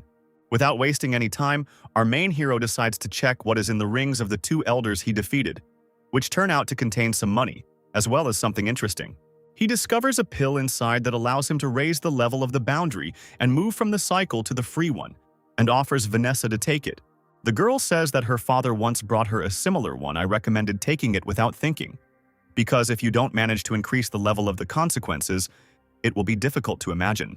Alistair says that since he is here, he will definitely help the girl and everything will work out. The only question is whether she has the courage to try. Vanessa continues to doubt, remembering her father's words. If she doesn't succeed, then she can put an end to any further attempts to develop her strength. The protagonist already wants to stop insisting, but the girl, gathering her strength and expressing steadfastness, says that she agrees and asks for help in reaching a free line. Alistair agrees, and having placed a piece of his energy into the pill, begins the ritual, after which the girl must move to a new level. After fully absorbing the pill, Vanessa finds herself at a loss because she didn't believe she could do it. But her body begins to emit a huge amount of energy and she crosses the free line. The main character asks the girl to follow him further because on his path she will be able to see even more wonderful things and events. Vanessa says she is still worried about her father, who is left alone to run the entire city and will worry about her. Alistair asks the girl to be calm, touching her face and saying that all the elders who threatened the capital are dead and nothing is stopping her from following him. He also adds to his answer that the Battle of the Continent will begin soon, and he has too little time to find good and loyal allies. Meanwhile, moving in the space between the worlds, they notice a passage into their world and decide not to miss the opportunity to escape. Having reached the surface and walked around, they realize that they were near the temple of the Wang sect. Upon entering, they are met by the head of the sect as well as the elders, who are happy about the return of the governor, since he had been absent for quite a long time. Looking at all his acquaintances, Alistair notices that they all increase their level of the frontier from steel much stronger before the upcoming battle. The head of the sect, Alan, states that he returned just in time because they need to discuss strategy and the plan according to which they will participate in the Battle of the Continent. At that very moment, the elder Mistletoe notices the girl standing next to our main character and decides to ask who she is. Alistair explains that his companion is the daughter of the capital's leader, Madame Vanessa, who will act as their secret weapon in the upcoming battle. Looking at all this, Alana wonders in her head how he managed to lure the capital's daughter into his clutches. The girl also decides to bring the governor up to date, saying that their opponents from the Palace of the Scarlet Sky and the Fort of Evil have very strong fighters under their command. The main character asks Alana not to worry and prepares for the upcoming battle because soon he will completely figure it out. After some time, our heroes gather together to conduct the Battle of the Continent, and the first person they meet there is the head of the Scarlet Sky Palace, along with his brothers. The middle brother, whose name is Rudy, addresses the younger brother and tells him that he needs to remain vigilant because, after defeating the Wang sect, they will be able to enter Daohe. Little brother Isaac thanks. He says that he is also worried about Ford's evil spirits because they are very strong and can compete. Meanwhile, the head of the Fort of Uncleanness named Austin, having gathered the 7 greatest unclean beings from his guard, is also preparing for battle. Ms. Alana assesses her opponents, realizing that this time they will face a difficult test, because each of them is incredibly strong. Her thoughts are interrupted by the sudden appearance of the main battle leader of the continent, who asks everyone to be quieter because now she will announce the rules. The presenter says that each of the 3 sides will select 10 representatives who will enter the secret kingdom where they will hunt monsters, and based on the number of defeats, 20 candidates will be chosen. The girl also notes 3 most important points that should be remembered, because violating them will lead to loss. The first rule of the Battle of the Continent concerns time, because its duration is limited and the participant is given only half a day to complete it. The second rule equalizes the participants and allows them to use only weapons, while other items such as talismans, pills, and storage rings are prohibited. The third rule states that competitors may enter and exit the secret kingdom during the competition, but if they are replaced, they will be disqualified. The presenter understands that all the participants have long since gathered and are ready to begin the test, and asks the heads of the sects to come out and choose their subordinates. The girl turns her attention to the Wang sect and turns to Ms. Alana, who says that apparently she doesn't have enough people. Alistair replies that the 6 of them will be enough to win the battle, which causes hatred among everyone present, especially the leader of the Fort of Evil. Using a secret technique, the protagonist, having attained the gaze, realizes that the head of the evil spirit is actually a fake, and he becomes curious about where the real one is. The head of the Scarlet Sky sect addresses the protagonist and says that the younger generation is distinguished by politeness and they are quite reckless and careless. Alistair replies that the only one ignorant here is the head of the Scarlet Sky, and if he dares to speak out against him, it will not end well. The head of the Scarlet Sky, named Steve, immediately becomes enraged by such impudence and orders one of his warriors to attack the protagonist. Alistair deflects this attack with incredible ease, using a flick of his wrist. They say that such childish spitting cannot harm him. This further angers the head of the Scarlet Sky sect, and he asks if Alistair wants to start a war between the sets with such actions. Ms. Alana immediately stands up for her subordinate, saying that her sect is not afraid and is always ready to fight back. Immediately decides to interrupt their squabble, asking everyone to calm down and draw lots quickly. The head of the Scarlet Sky sect, Steve, decides to draw lots first to find out where exactly his subjects will go. He breaks the pill, and a mysterious symbol representing the Earth appears from it, indicating that the participants from the Scarlet Sky Palace will go to the secret realm under the sign of the Earth. The other sect heads also draw lots, and it turns out that the Fort of Evil will go to the secret realm under the sign of Heaven, and the Wang sect will go under the sign of Fire. Having determined their roles in this competition, our heroes set off to the secret kingdom to win the Battle of the Continent. After passing through the portal, our heroes find themselves in a strange and mysterious place, inhabited by a huge number of living creatures and every centimeter saturated with energy. Suddenly, the swordswoman Darcia is attacked from behind by a strange magical creature with red eyes blazing with hatred. Alistair manages to push her away, saying that he will now teach everyone present how to fight such monsters. Our protagonist dodges the furious beast's swift attack and begins to concentrate energy in his fingers for a counterattack. He imitates the movements of a blade with his palm and, with one movement, cuts the vital arteries on the monster's body. Alistair stands next to the lifeless body of the monster, his whole appearance personifying invincibility and self-confidence. All the elders present are amazed at how strong the governor is, since he was able to finish off the monster with just one blow. The protagonist explains that all the monsters in the secret realm have been transformed by Dao Hei's influence, but in reality, their appearance does not reflect their strength. He also takes it from the body of the defeated monster Crystal and explains that they can be used to strengthen combat power. After such a fiery speech, our heroes begin to clear the dungeon, destroying the monsters they encounter along the way. In these short battles, the protagonist notices how much the power of all the elders, as well as the head of the Wang sect, has increased. Realizing that they can cope without him, Alistair informs Alan that he will stop hunting them further, and he will have to leave for a short while. In response to her interest in where exactly he is heading, the protagonist explains that their opponents in the form of the Scarlet Sky Palace and the Fort of Evil are clearly up to something, and he wants to find out what exactly. The protagonist summons a magic staff and, with its help, flies through the sky on reconnaissance in the company of Vanessa, as he senses strange vibrations in the air. After some time, they notice a fleet of ships that clearly shouldn't be here during the battle. Alistair decides to sneak onto the ship unnoticed, but as soon as he secretly appears on deck, he stumbles upon a strangely dressed man and woman. The strangers, immediately frightened by the presence of strangers on their ship, do not have time to say a word before our protagonist knocks them out with a light blow to the head. When Vanessa asks why he did this, he replies that they need camouflage, as well as the absence of unnecessary. There are no witnesses, so the bodies need to be hidden somewhere and their clothes taken away. After the girl has changed, he compliments her, emphasizing that she has a great figure, and Vanessa asks him to behave more decently and not waste time. Remaining on the ship unnoticed, Alistair realizes that this fleet belongs to a line of rulers that is incredibly powerful, and most likely they were here at the invitation of the Scarlet Sky, or the Fort of Evil. Looking at everyone on the ship, Vanessa asks the main character why the men are dressed in such strange outfits and behave so stupidly. He explains that all the men subordinate to the ruling family are actually eunuchs, and in order to get here, they all had something secret cut off.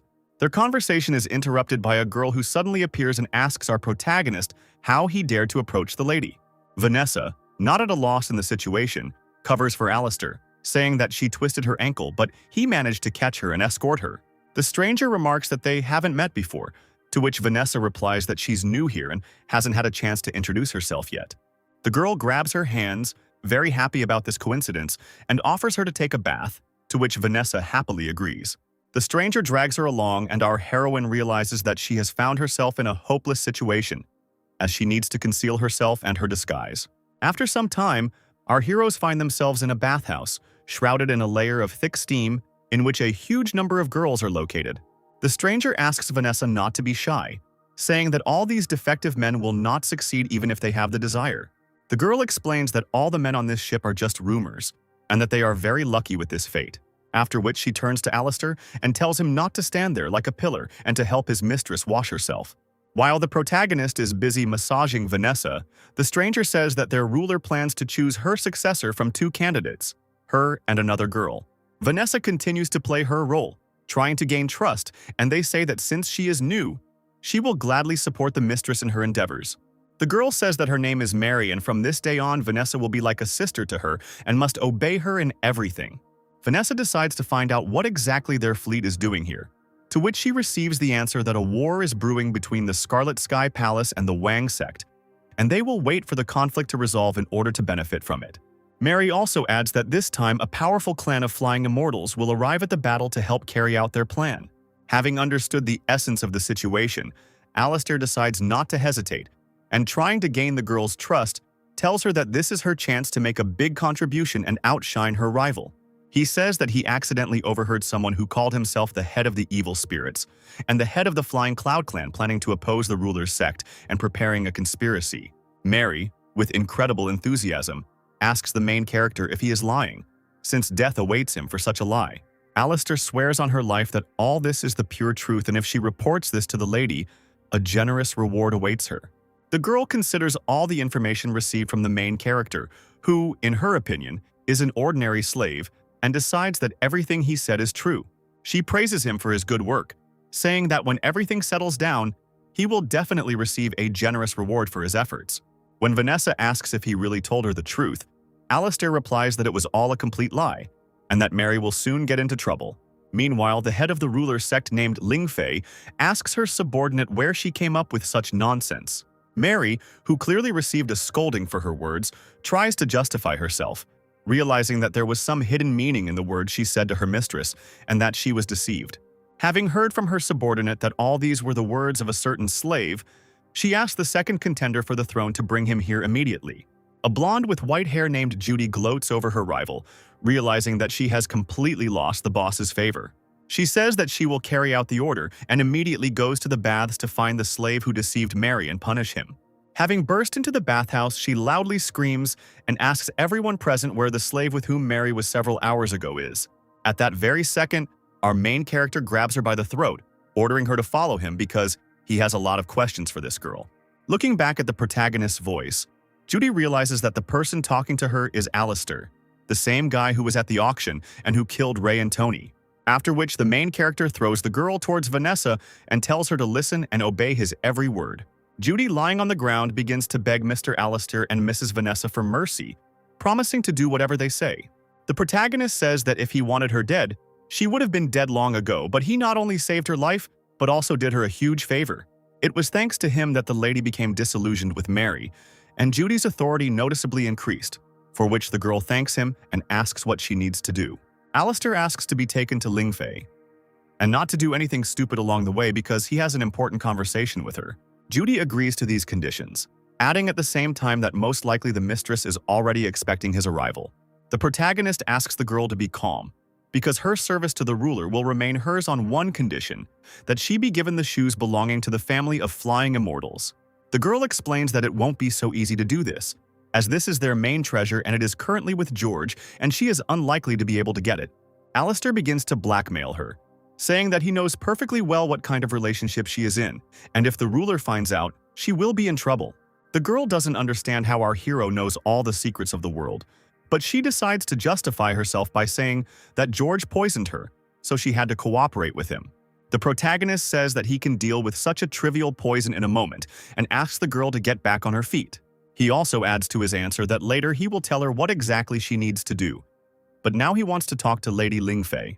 Finding herself in front of the boss, the girl asks Alistair how he ended up here and for him to immediately tell her everything he knows. Our hero, surrounded on all sides by guards with sharp spears, says that there are too many people here for their private conversation. Ms. Lingfei, in a rude manner, declares that this is not a hindrance, and with just one glance sends a powerful charge of energy towards our hero. Alistair manages to defend himself from the blow by saying that 17 years ago, the head of the clan of flying immortals had two disciples. One follower was called Jean, and the second was a girl. Before he could finish his sentence, Lingfei interrupted him, realizing that he was no ordinary slave, and immediately ordered all the guards to leave the room immediately. As soon as they are alone, he continues his story saying that the two fell in love with each other, but the head was against it, and at one point they left the company and founded their own. For a while, everything calmed down. After many years, having failed to find a worthy successor, the leader found them and asked them to return. Jian and Lingfei lived happily and knew no sorrow. But who would have thought that after some time the leader would burst into anger from years of envy and kill John? The most disgusting thing about this situation is that the leader was initially jealous of John because he took away Lingfei, whom he really liked. Fortunately, Jean managed to take care of the safety of his beloved, and the girl managed to escape from the clutches of the leader of the flying immortals. The lady immediately asks him to stop, saying that she does not understand how he knows this story, but for telling this secret she can kill him. Alistair says that he understands Linfei's thirst for revenge against the leader of the Flying Immortals and can help with this, but he does not like to talk to someone who is higher up. Young woman descends the steps from his throne, coming closer to the protagonist and asking him to formulate his plan of action. Alistair says that he is well aware that Lingfei is no match for him in strength, but he and the Wang sect are ready to help her. He also adds that for his help, he asks only one thing: to find out the name of the person who invited them here. The lady replies that she arrived at the invitation of the head of the Fort of Evil, as he said that he was only interested in the jewel located in Daohe. Alistair replies that there is a Brahma fruit there, which grows on a tree in one of the 8 divine shrines of the universe, and its power is enough to destroy the universe. The girl is incredibly shocked by this information, as she does not believe that the thing and the ancient scriptures and the 8 shrines actually exist. Alistair says that the fruit located in Daohe is one of countless numbers and the 7th emperor will arrive there as soon as it appears. Lingfei is quite surprised by this fact and cannot believe that he knew about the fruit even before it appeared. The protagonist also adds that it was he who moved Daohe's location to wait for the fruit to ripen. At that time, when the ruler of the western border, the Black Dragon Emperor, received the Brahma bone, he planted it, and, upon learning of this, the 7th emperor began a great war. The girl, having carefully considered everything, Lingfei gives her consent, promising to help at the right time, after which the protagonist leaves, leaving the girl alone. As he leaves the room, he is met by Vanessa and Judy, who immediately ask how the negotiations went, and he tells them not to worry. Alistair tells Judy that he put in a good word for her and hands her a note with instructions, saying that she needs to do some errands for him. Having received approval from his new subordinate, the main character is happy that everything is going as he planned and is preparing to witness a real performance. I intend to find out who the head of the evil spirit is, and you wait until Lingfei comes out of Daohe and tell her to. After giving Vanessa his instructions, he orders her to get to work, saying that she and his puppet will be very useful in carrying out his plan. Vanessa is a little embarrassed. In her thoughts, she understands that the protagonist instills a slight fear in her, and she is amazed at how he managed to work out a plan so thoroughly. The evil fort has enough power to defeat the Scarlet Sky Palace and the Wang sect. Why did it need to call the Ruler's sect and the Flying Immortals? Meanwhile, the competition between the sects is coming to an end, and the host asks everyone to hand over all the crystals they have received so that they can count the points. Crystals that leave Daohe's territory will disappear within half an hour, so don't dare cheat. Austin decides to be the first to hand over the crystals they have collected, saying that they should be divided equally among the 10 members of their sect. Having finished the counting, the presenter says that when recalculated to the first level at the Fort of Evil, each participant collected 103 crystals. The brothers of the Scarlet Sky Palace are quite surprised by this fact, realizing how strong their opponents really are. After which the elder brother also decides to hand over their crystals and, in his own mind, divide them among 10 participants. He also decides to tease the head of the sect, Alana, by telling her to divide the crystals between 2 or 3 people, otherwise their sect will get nothing at all. The girl silently dumps the crystals they have collected onto the table, and the host announces that each participant at the Scarlet Sky Palace has collected 98 pieces, and in the Wang sect, 116. All the heads are shocked by this state of affairs, and sect leader Wang smiles and realizes that they have taken first place. Now I will announce the results. This time the Evil Fort can send 10, the Wang sect 6, and the Scarlet Sky Palace 4. The presenter is interrupted by the elder brother of the sect, Scarlet Sky, stated that they disagree with these results. Alana states that they couldn't have cheated, since everyone knows that monster crystals once extracted cannot be stored longer than the time it takes for half of an incense candle to burn, and they won on their own. All the warriors of the other sects participating begin to be indignant, declaring that the Bath sect are simply rotten traitors and they could not collect enough crystals. One of the warriors goes into a rage, offering to kill all the members of the sect and take their crystals for himself. Alana manages to notice that the 3 heads of the Scarlet Sky Palace are emitting the same aura as the traitor in her sect, and concludes that they are controlled by evil spirits. Elder Casper immediately manages to react to their opponent's aggression and stop the attacker with a powerful lunge. The other elders also do not stand aside and easily deal with other dissatisfied people who are about to attack them. The members of the Bath sect prove to be not so weak and proudly declare that their enemies should not expect them to simply surrender and will fight to the very end. The elder brother of the Scarlet Sky Palace cannot stand this state of affairs and immediately orders all the people of their sects to destroy the Wang sect. Mistress Alana also gives a battle cry, ordering all forces under her control to immediately attack the Scarlet Sky Palace. She gets hit, and the leader of the battle is hit in the heat of battle, knocking over her podium along with all the crystals she had collected. The heads of the sects immediately enter into a squabble, starting to exchange blows, trying to destroy their opponent with all their might. The three brothers of the Scarlet Sky Palace decide that they must destroy it first. Ms. Alana and gather together to cast a powerful paired spell. Combining their powers, they release a rapid beam of energy, followed by a powerful explosion, and it seems that no one should survive at its epicenter. The brothers begin to rejoice, and the Wang sect members begin to worry. But gradually the smoke clears, and they notice a standing silhouette, hoping that Lady Alana is all right. The head of the sect turns out to be completely fine, and in front of her stands Vanessa, accompanied by the protagonist's puppet, which managed to absorb all the energy of the explosion. The girl says that they arrived as soon as they could to help the Wang sect, and the lady manages to notice that the puppet has changed very much. Before the doll could fully process what had happened, it immediately launched an attack on one of the brothers of the Scarlet Sky Palace. The middle brother smirks, saying that no worthless puppet can compete with his greatness, releasing a stream of powerful flame at her. Through the tongues of fire, he manages to notice the tip of a blade, which strikes him right between the eyes, because such a weak attack is not capable of dealing with such a powerful opponent. At the same time, the elder brother of the Scarlet Sky sect is surprised at what kind of person could create such a terrifying puppet that is at the level of the free boundary.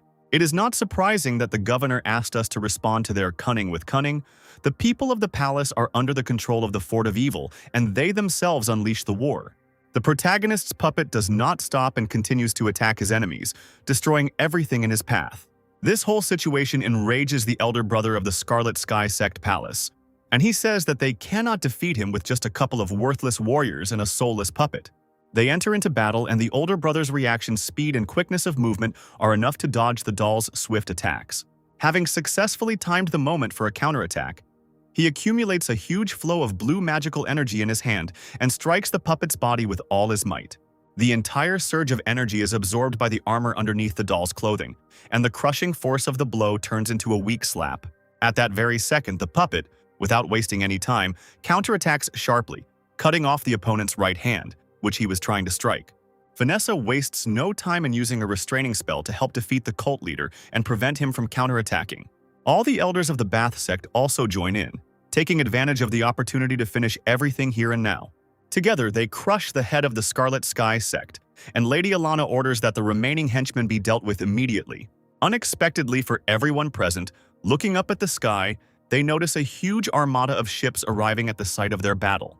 On the deck of the two main ships, they spot the head of the Flying Immortal sect named Taoist, and also our recent acquaintance Lingfei, the head of the Ruler's sect who apparently finished sorting out her affairs.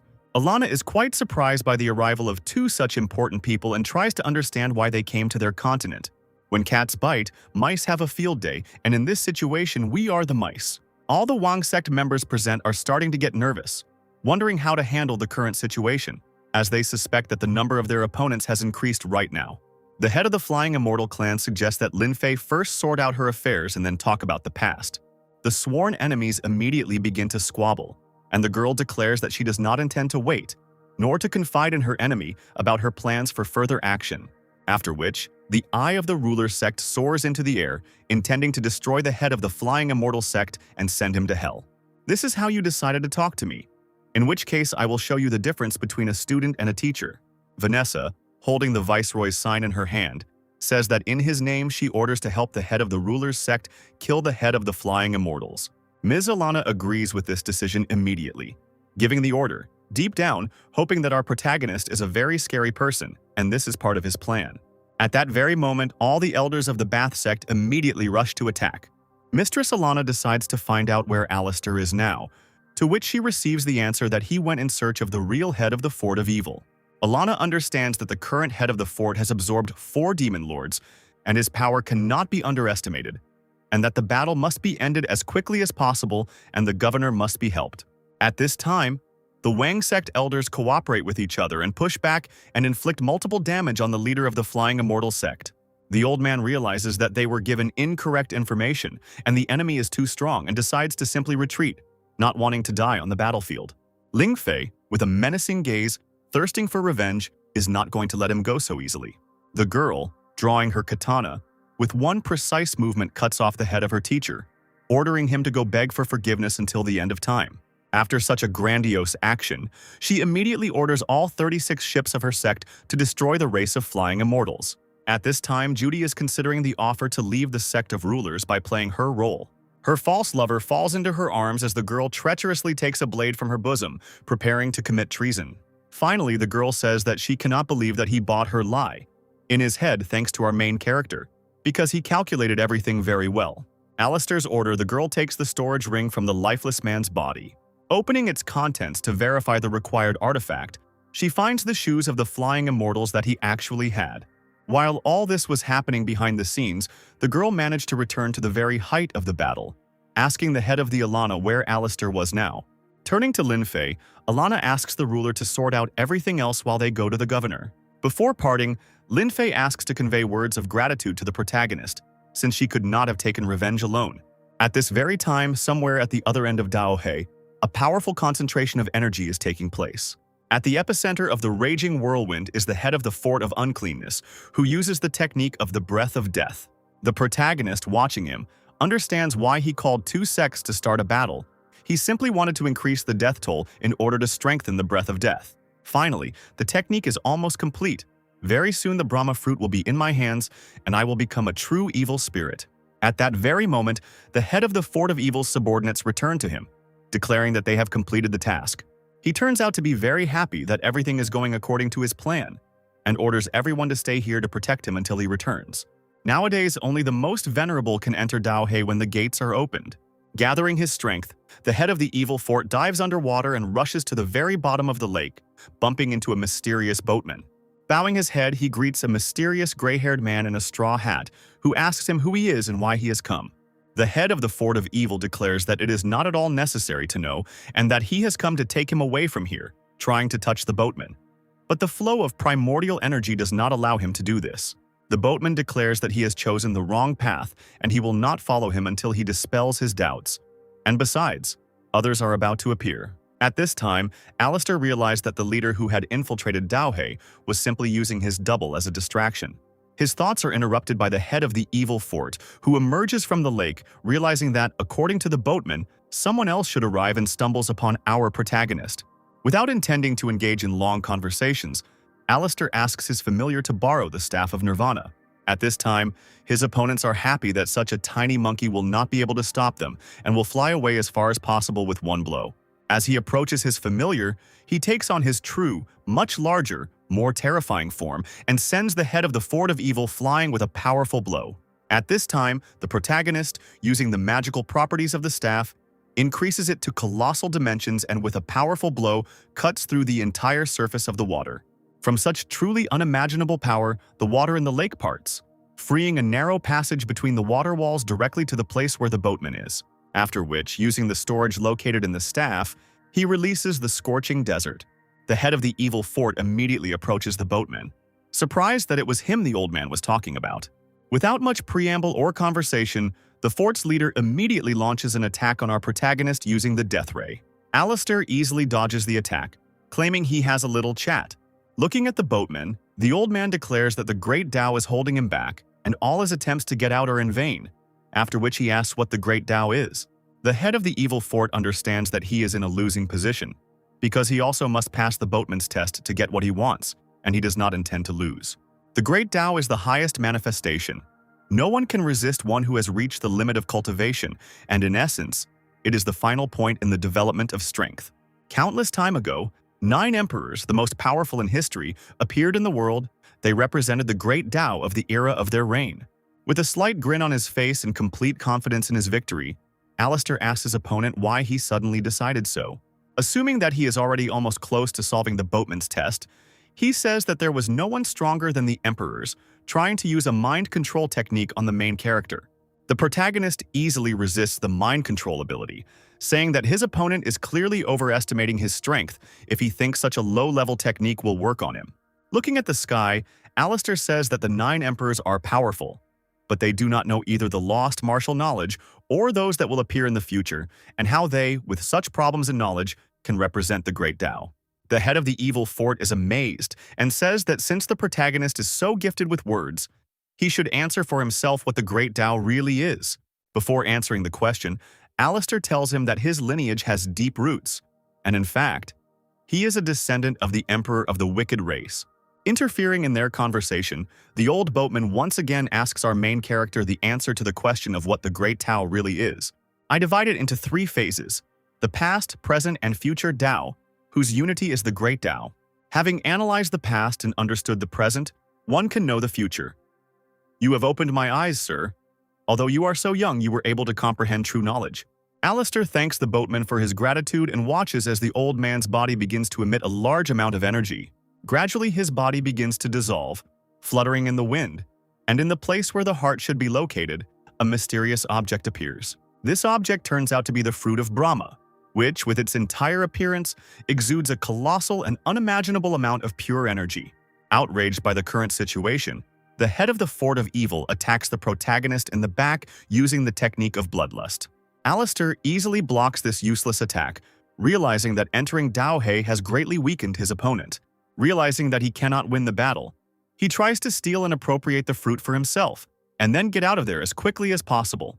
Alistair does not allow him to do this and, using a powerful energy blade, cuts off the right hand with which his opponent was trying to grab the fruit. I notice the similarity of techniques and the inability to regenerate. The head of the Fort of Evil understands who actually killed his subordinate in the Wang sect. The spy was sent to the dimension of thoughts, and the appropriate punishment had already been prepared for him. But he did not expect that all this was the work of the Viceroy.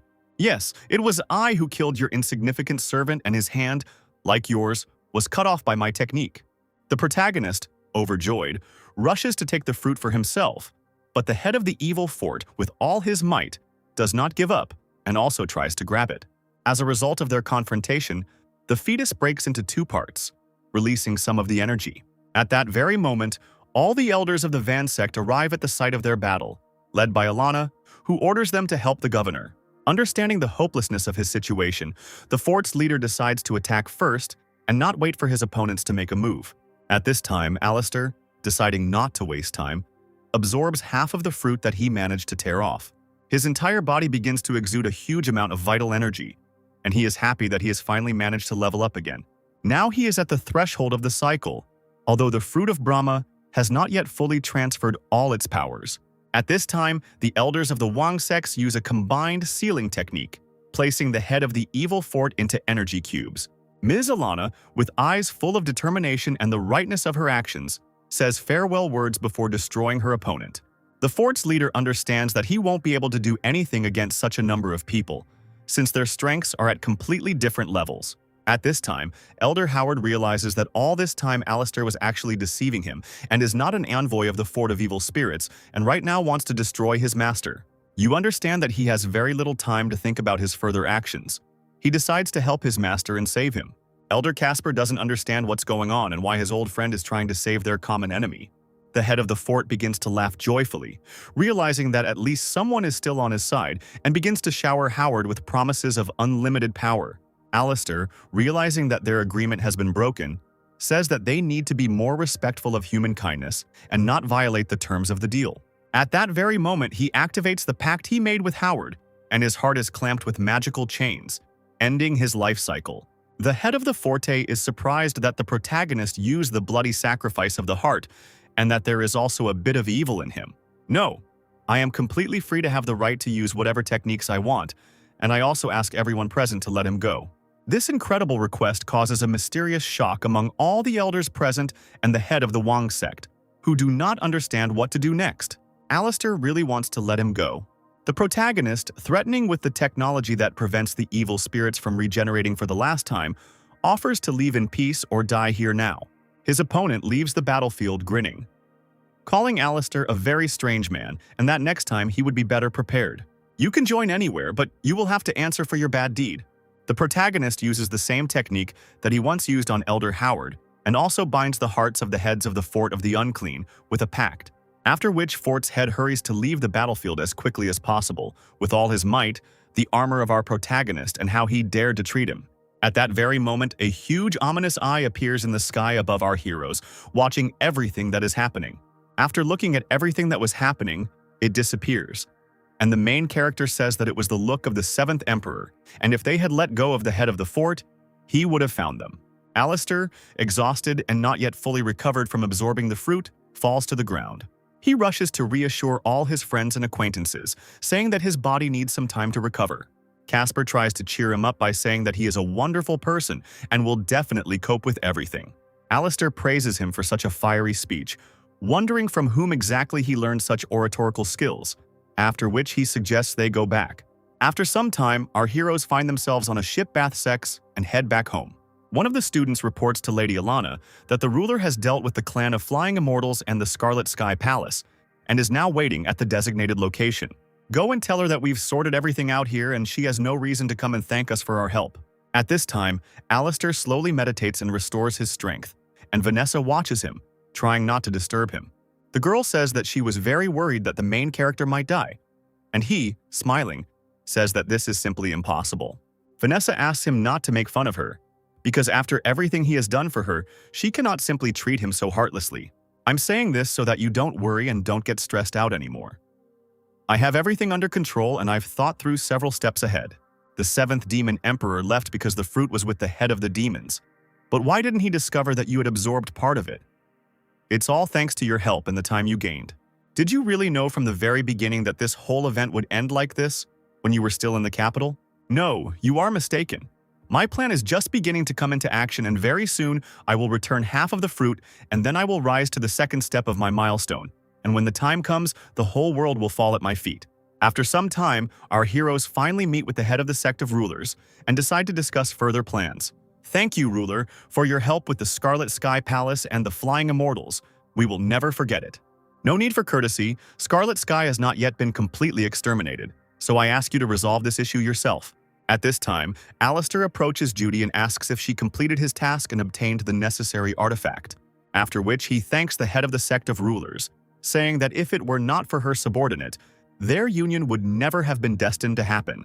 The girl expresses her deep appreciation and gratitude for organizing this plan, and if they have completely figured it out, then it's time to say goodbye and return home. Alistair agrees to this proposal and hopes that their paths will cross again sooner or later. Sometime later, returning to the capital, the protagonist gives orders to the elders to go to the Scarlet Sky Palace and destroy the remaining followers. And he orders the other half of the elders to return home and start preparing, because he wants to take them to the Palace of Heaven.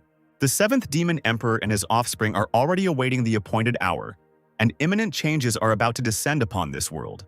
Finally, he asks Mrs. Alana to find him this evening at a reservoir of the highest purity, after which the girl becomes embarrassed and gives her consent. Vanessa, watching from the side, says that, judging by everything, the main character has a very good relationship with the girls here. Alistair asks her not to be jealous, to which she blushes and becomes slightly embarrassed, and says that she is not at all jealous of him with other girls. Finally, he asks her to have a good rest, because soon they will leave the continent and much more serious battles await them. Looking at his familiar, who has practically no strength left, he decides that he too needs an energy boost. The protagonist takes out a number of energy cores from his storage and offers them to the monkey to enjoy. If you ate 100 million at once, a poor person wouldn't be able to feed you, but you'll become much stronger, so it's worth it. At that very moment, the sky across the entire continent is covered in black haze, and a voice from above says that everyone must obey the Emperor's order, and 108 girls must appear at the Palace of Heaven in 3 days. At this time, Lady Alana and the princess are discussing her expedition to the Heavenly Palace on the orders of the Emperor. Their conversation is interrupted by Alistair, who asks the head for permission to talk to her sister. Alana says that she is very scared and asks the protagonist to console her so that she does not worry. At the exit from the temple, the head of the sect is met by 3 elders who ask about the princess's condition. Mistletoe says that Chinny is still too young and should not have been summoned as one of the Emperor's wives. It is true that my sister and many other Celestials are too young. They should not have been summoned at such a time. Apparently, the Emperor had something in mind. At this time, the princess falls into the arms of the main character, sobbing, and they say that she missed him very much and was worried that this would happen to him. All this time I prayed for you and the rest of the sects to return to you alive, And even if I am destined to live only 3 days, I want to spend these 3 days with you. Chini also does not lose hope that, upon arriving at the Palace of Heaven, she will be able to talk to the 7th Emperor and resolve this misunderstanding so that he will eventually let her go. Alistair presses the girl's head to his chest, saying that they will all go together as her support. He also adds that under no circumstances will allow the princess to be killed, since the Emperor is not his ultimate goal on the path to world domination. The girl is very surprised and decides to ask if all this is just part of the plan that our main character is following, to which he received an approving answer. The princess is very happy that Alistair had planned everything long ago, but she still does not understand why he is gathering the Celestials at such a time. He begins to explain why everything happens this way, but the princess interrupts him, pressing her chest against him and saying that first she would like. Alistair asked what exactly she wanted. The girl said that the main character was terrible because he knew the answer perfectly well, but first, she needed to go for a swim.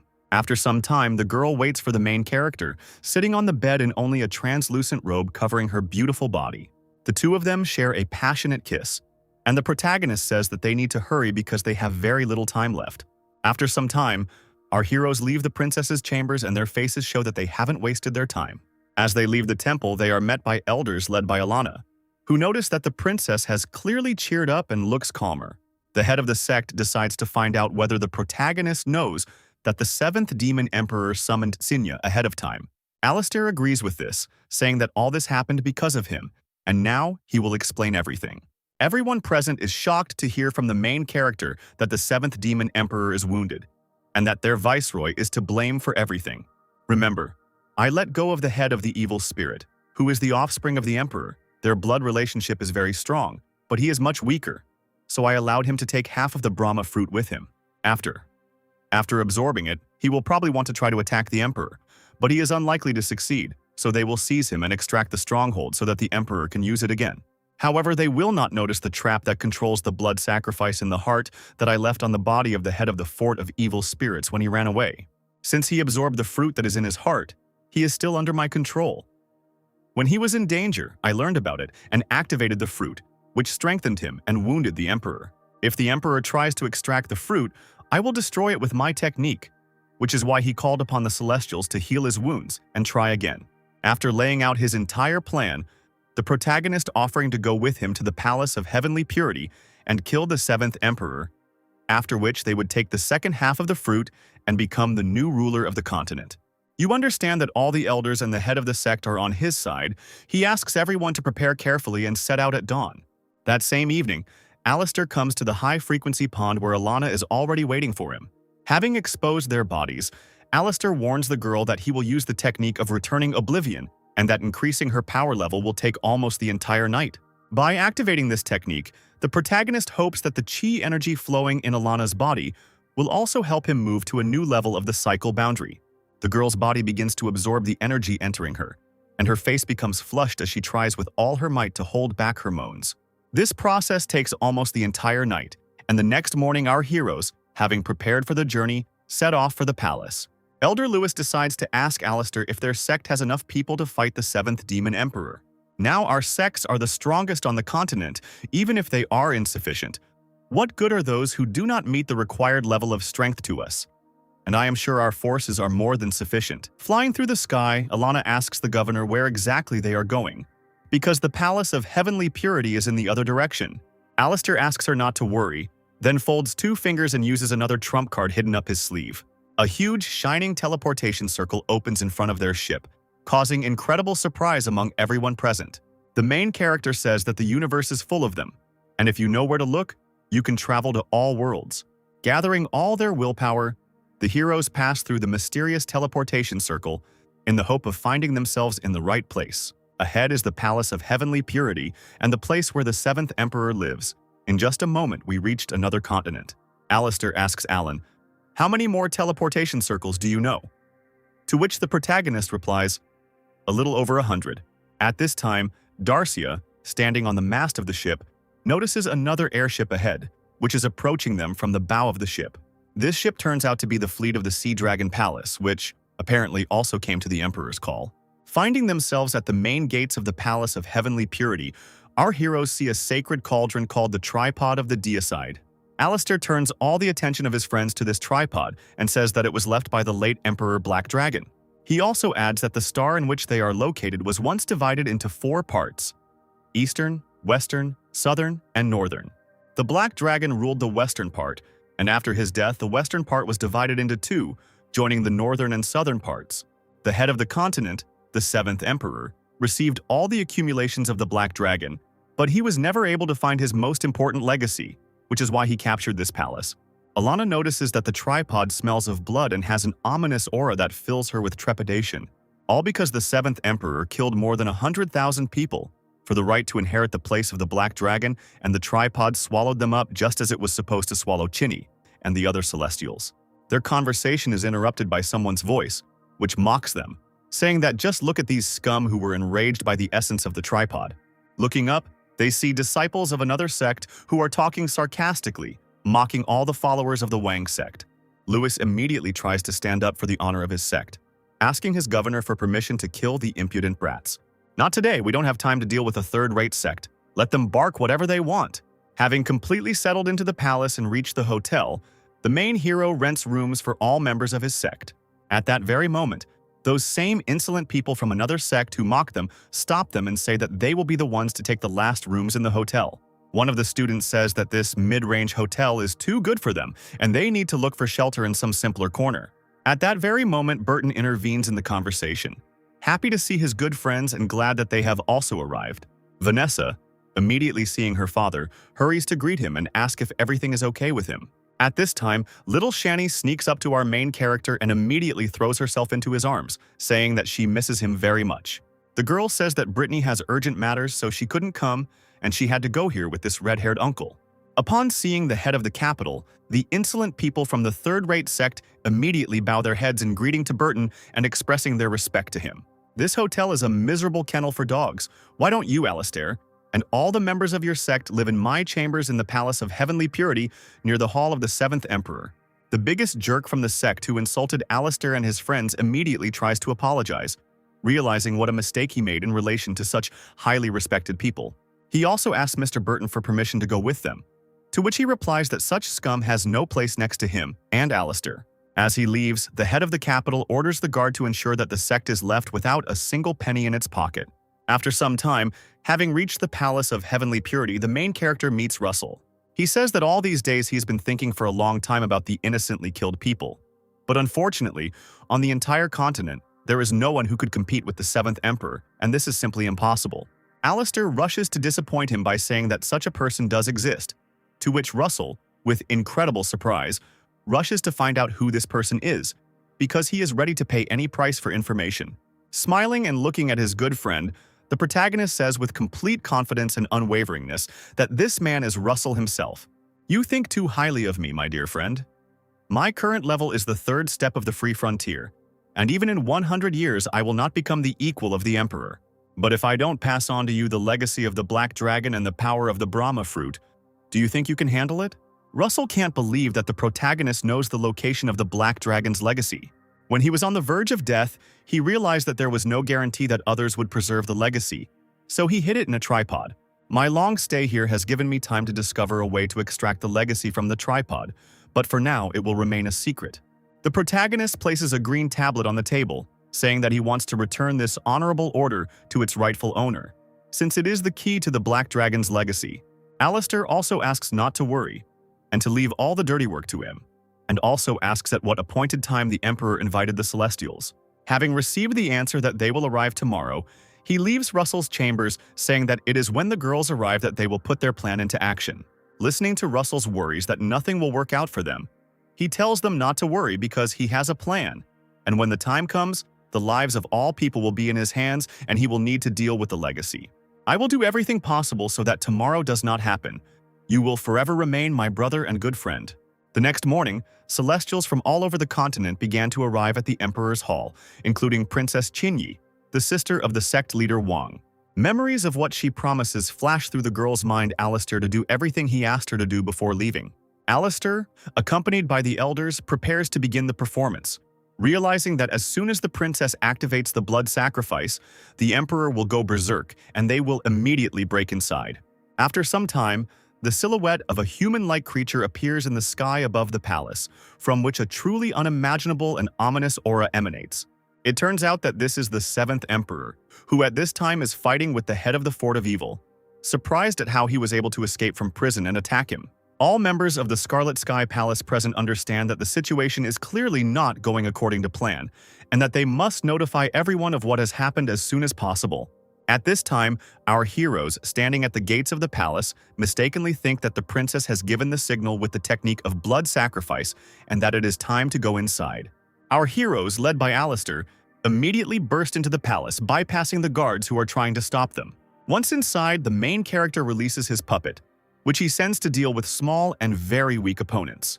The members of the Scarlet Palace do not understand what is happening because riots have begun in the Emperor's Hall, and they think that the days of the insolent ones are already numbered. Upon entering, our heroes encounter crowds of various sects who've arrived at the palace, who decide to curry favor with the Emperor and try to stop the intruders. At that very second, the head of the capital, Burton, appears, bringing a huge number of his warriors to help Alistair. Also nearby are warriors accompanied by a Russell from the Pure Palace of the Celestial Empire, which greatly equalizes the position of forces on the battlefield. At this time, the 7th Emperor deals with the head of the evil fort, trying to understand who the person is who was able to absorb the Brahma fruit and strengthen his minion. Noticing how their battle is progressing, Alistair realizes that the leader of the evil spirits clearly does not have the strength to deal with the Emperor. He is noticed by the princess, who immediately throws herself into his arms and asks him to give him the blood sacrifice so that he can use it himself. Having received the control technique from Chini, the main hero understands that plans have changed slightly and he will need to act according to the circumstances. All this time, the 7th-day Emperor has been trying to understand how man managed to activate the fruit of Brahma while being at the edge of the cycle. Meanwhile, at the top of the tripod is Russell, who acts according to the instructions of our protagonist. He hopes that they have enough strength to cope and put the plan into action, because otherwise they have all just signed their own death warrants. The protagonist takes action and orders his familiar, armed with a staff, to attack the 7th Emperor in order to test the level of his abilities. The monkey, using his staff, delivers a powerful blow to the Lord's body, who easily blocks it with his left hand. Meanwhile, Alistair uses his speed to get closer to the 7th Emperor in hopes of attacking him from behind, from a blind spot. The Lord says that they take liberties with themselves. Being annoying midges, they produce an angry roar and throw them aside with a powerful burst of energy. After which, using his incredible strength, he tries to cut our main character's body into pieces with his claws. His attempt fails as Alistair manages to use a secret technique, and in fact his body was just an illusion to distract attention. The Emperor wonders where he knows Summer's technique from and how he was able to study it, to which Alistair says that it is none of his business. In a fit of anger, he immediately attacks the protagonist with a powerful beam of energy, not understanding how he dares to provoke such a powerful creature while being at the edge of the cycle. The main character, having pretty good reflexes, manages to throw a spear of shining stream at the 7th Emperor, which produces a powerful explosion and gives him a few seconds of time. Raising his hand in the air, the main character activates the blood sacrifice technique, ordering the head of the fort to obey him. At that very moment, the seemingly lifeless body of the head of the Fort of Evil grabs the 7th Demon Emperor in his palm. The Lord turns out to be quite surprised that all of this was planned, but does not understand what the main character plans to do next. After these words, Alistair approaches the body of the 7th Emperor and strikes him in the face with all his strength, using the technique of fighting evil spirits. This blow only causes a scratch on the 7th Emperor, and he smirks that with such a level of strength he cannot be defeated. Alistair manages to grab a few drops of blood, saying that he wasn't trying to destroy it and that this amount should be enough. After which, using the power of control, he sends this drop of blood towards the tripod on which Russell is located. Unwilling to be held captive by the 7th demon any longer, the Emperor emitted sharp spikes from his body and broke free from the grip, after which he knocks out his subordinate, saying that if he didn't have half of the Brahma fruit, he would have finished him off long ago. It's interesting that the remaining descendants of the Demon Lord have both the Nirvana Staff and the Sumera technique, which I really need. Alistair says that he is not going to give them up under any circumstances, after which he gets into a fighting stance, charging his body with the above-mentioned technique. The 7th Demon Emperor, wanting to get all this by force, immediately rushes to attack our main character. They begin to exchange blows, and for a second it even seems that our protagonist is capable of single-handedly resisting such a powerful state. Alistair understands that the supreme frontier of power is indeed very frightening, and if the battle were to be fought on equal terms, he would definitely lose. The Emperor says that he sees a shining hole in the protagonist's body and that he apparently has many secrets with him, and since he came to seek his death, having overestimated his own strength, he will help him with this. Alistair says that he is not going to convince him otherwise and that very soon someone will come to his aid. At this time, at the top of the tripod, Russell is almost finished with the ritual, in the lotus position. After finishing absorbing the Black Dragon's legacy, he introduces himself as the heir to the Celestial Palace and says that the 7th Demon Emperor has come to an end. This old Black Dragon left his legacy in the tripod. Perhaps you managed to absorb it, but now it is very unstable, and I can destroy you. The 7th Demon Emperor tries to get closer to Russell as soon as possible in order to put an end to the long-standing feud. At this time, Alistair stands over the lifeless body of the head of the Fort of Evil, which still contains a fragment of the Brahma fruit. Using the blood sacrifice technique, he extracts the remainder of the fetus from the body of the fort's leader. The evil spirit turns out to be still alive and starts yelling at the main character, not understanding where on the mainland such a person came from, because an ordinary mortal cannot have so much knowledge and power. The protagonist says that he talks too much and then snaps his fingers and places his body inside his storage ring. Having finished extracting the remainder of the Brahma fruit from the body of the head of the evil fort, he offers it as a gift to the 7th Emperor. He, in turn, grins at the main character and reaches out with incredible zeal to devour him. The Dainichi technique on his hand, which sets it on fire with purple flames. In a fit of rage, the 7th Emperor concentrates a large amount of energy into his undamaged hand, intending to destroy Alistair with a single blow. At this moment, Russell stops him, slamming him into the ground with his foot and then ripping off 2 huge horns protruding from his skull. Trying to get up and concentrate energy in his damaged, burning hand to recover, he is immediately stopped by his familiar, Alistair, with a blow from the sacred staff. Without wasting any time, the main character immediately pulls the second piece of the Brahma fruit towards himself in order to finally unite it. Releasing the part of the fruit that he had absorbed himself, concentrating the energy in his palms, he begins to cross the 2 halves together. The parts of the Brahma fruit begin to slowly but surely merge into a single whole, increasing the amount of energy contained within them.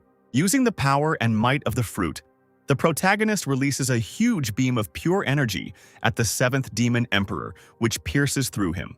In addition to this, Russell decides to use ancient tactics to avenge the 100,000 dead people of his palace.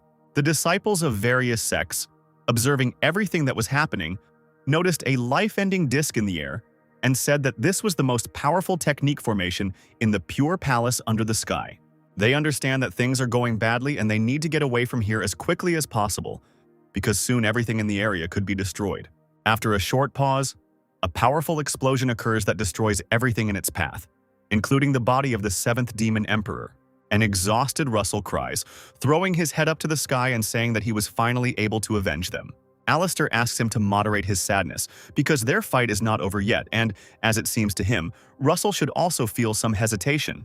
You should understand that the planet we are on is one of countless numbers in the system, and after his death, the Black Dragon left only the east, south, and west. And now that the Emperor is dead, the balance of power will be upset. So you want to say that they will want to divide the lands of our continent between themselves. And what should we do in that case? The protagonist asks everyone present from the Wang sect to stay here and restore order for Russell to follow him. Finally, before leaving, he asks his familiar to take the remains of the Demon Emperor as a source of energy. The monkey begins to absorb a colossal amount of power, literally devouring the body of the lifeless 7th Demon Emperor. Russell assumes that the other emperors will arrive at the border between the planets in an hour, and they need to hurry.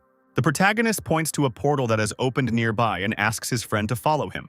When Russell asks how he knows about the teleportation portal being here, the protagonist replies that he stumbled upon it by accident. After passing through the portal, our heroes find themselves in the star system of their planet, somewhere in the sealed lands of magic.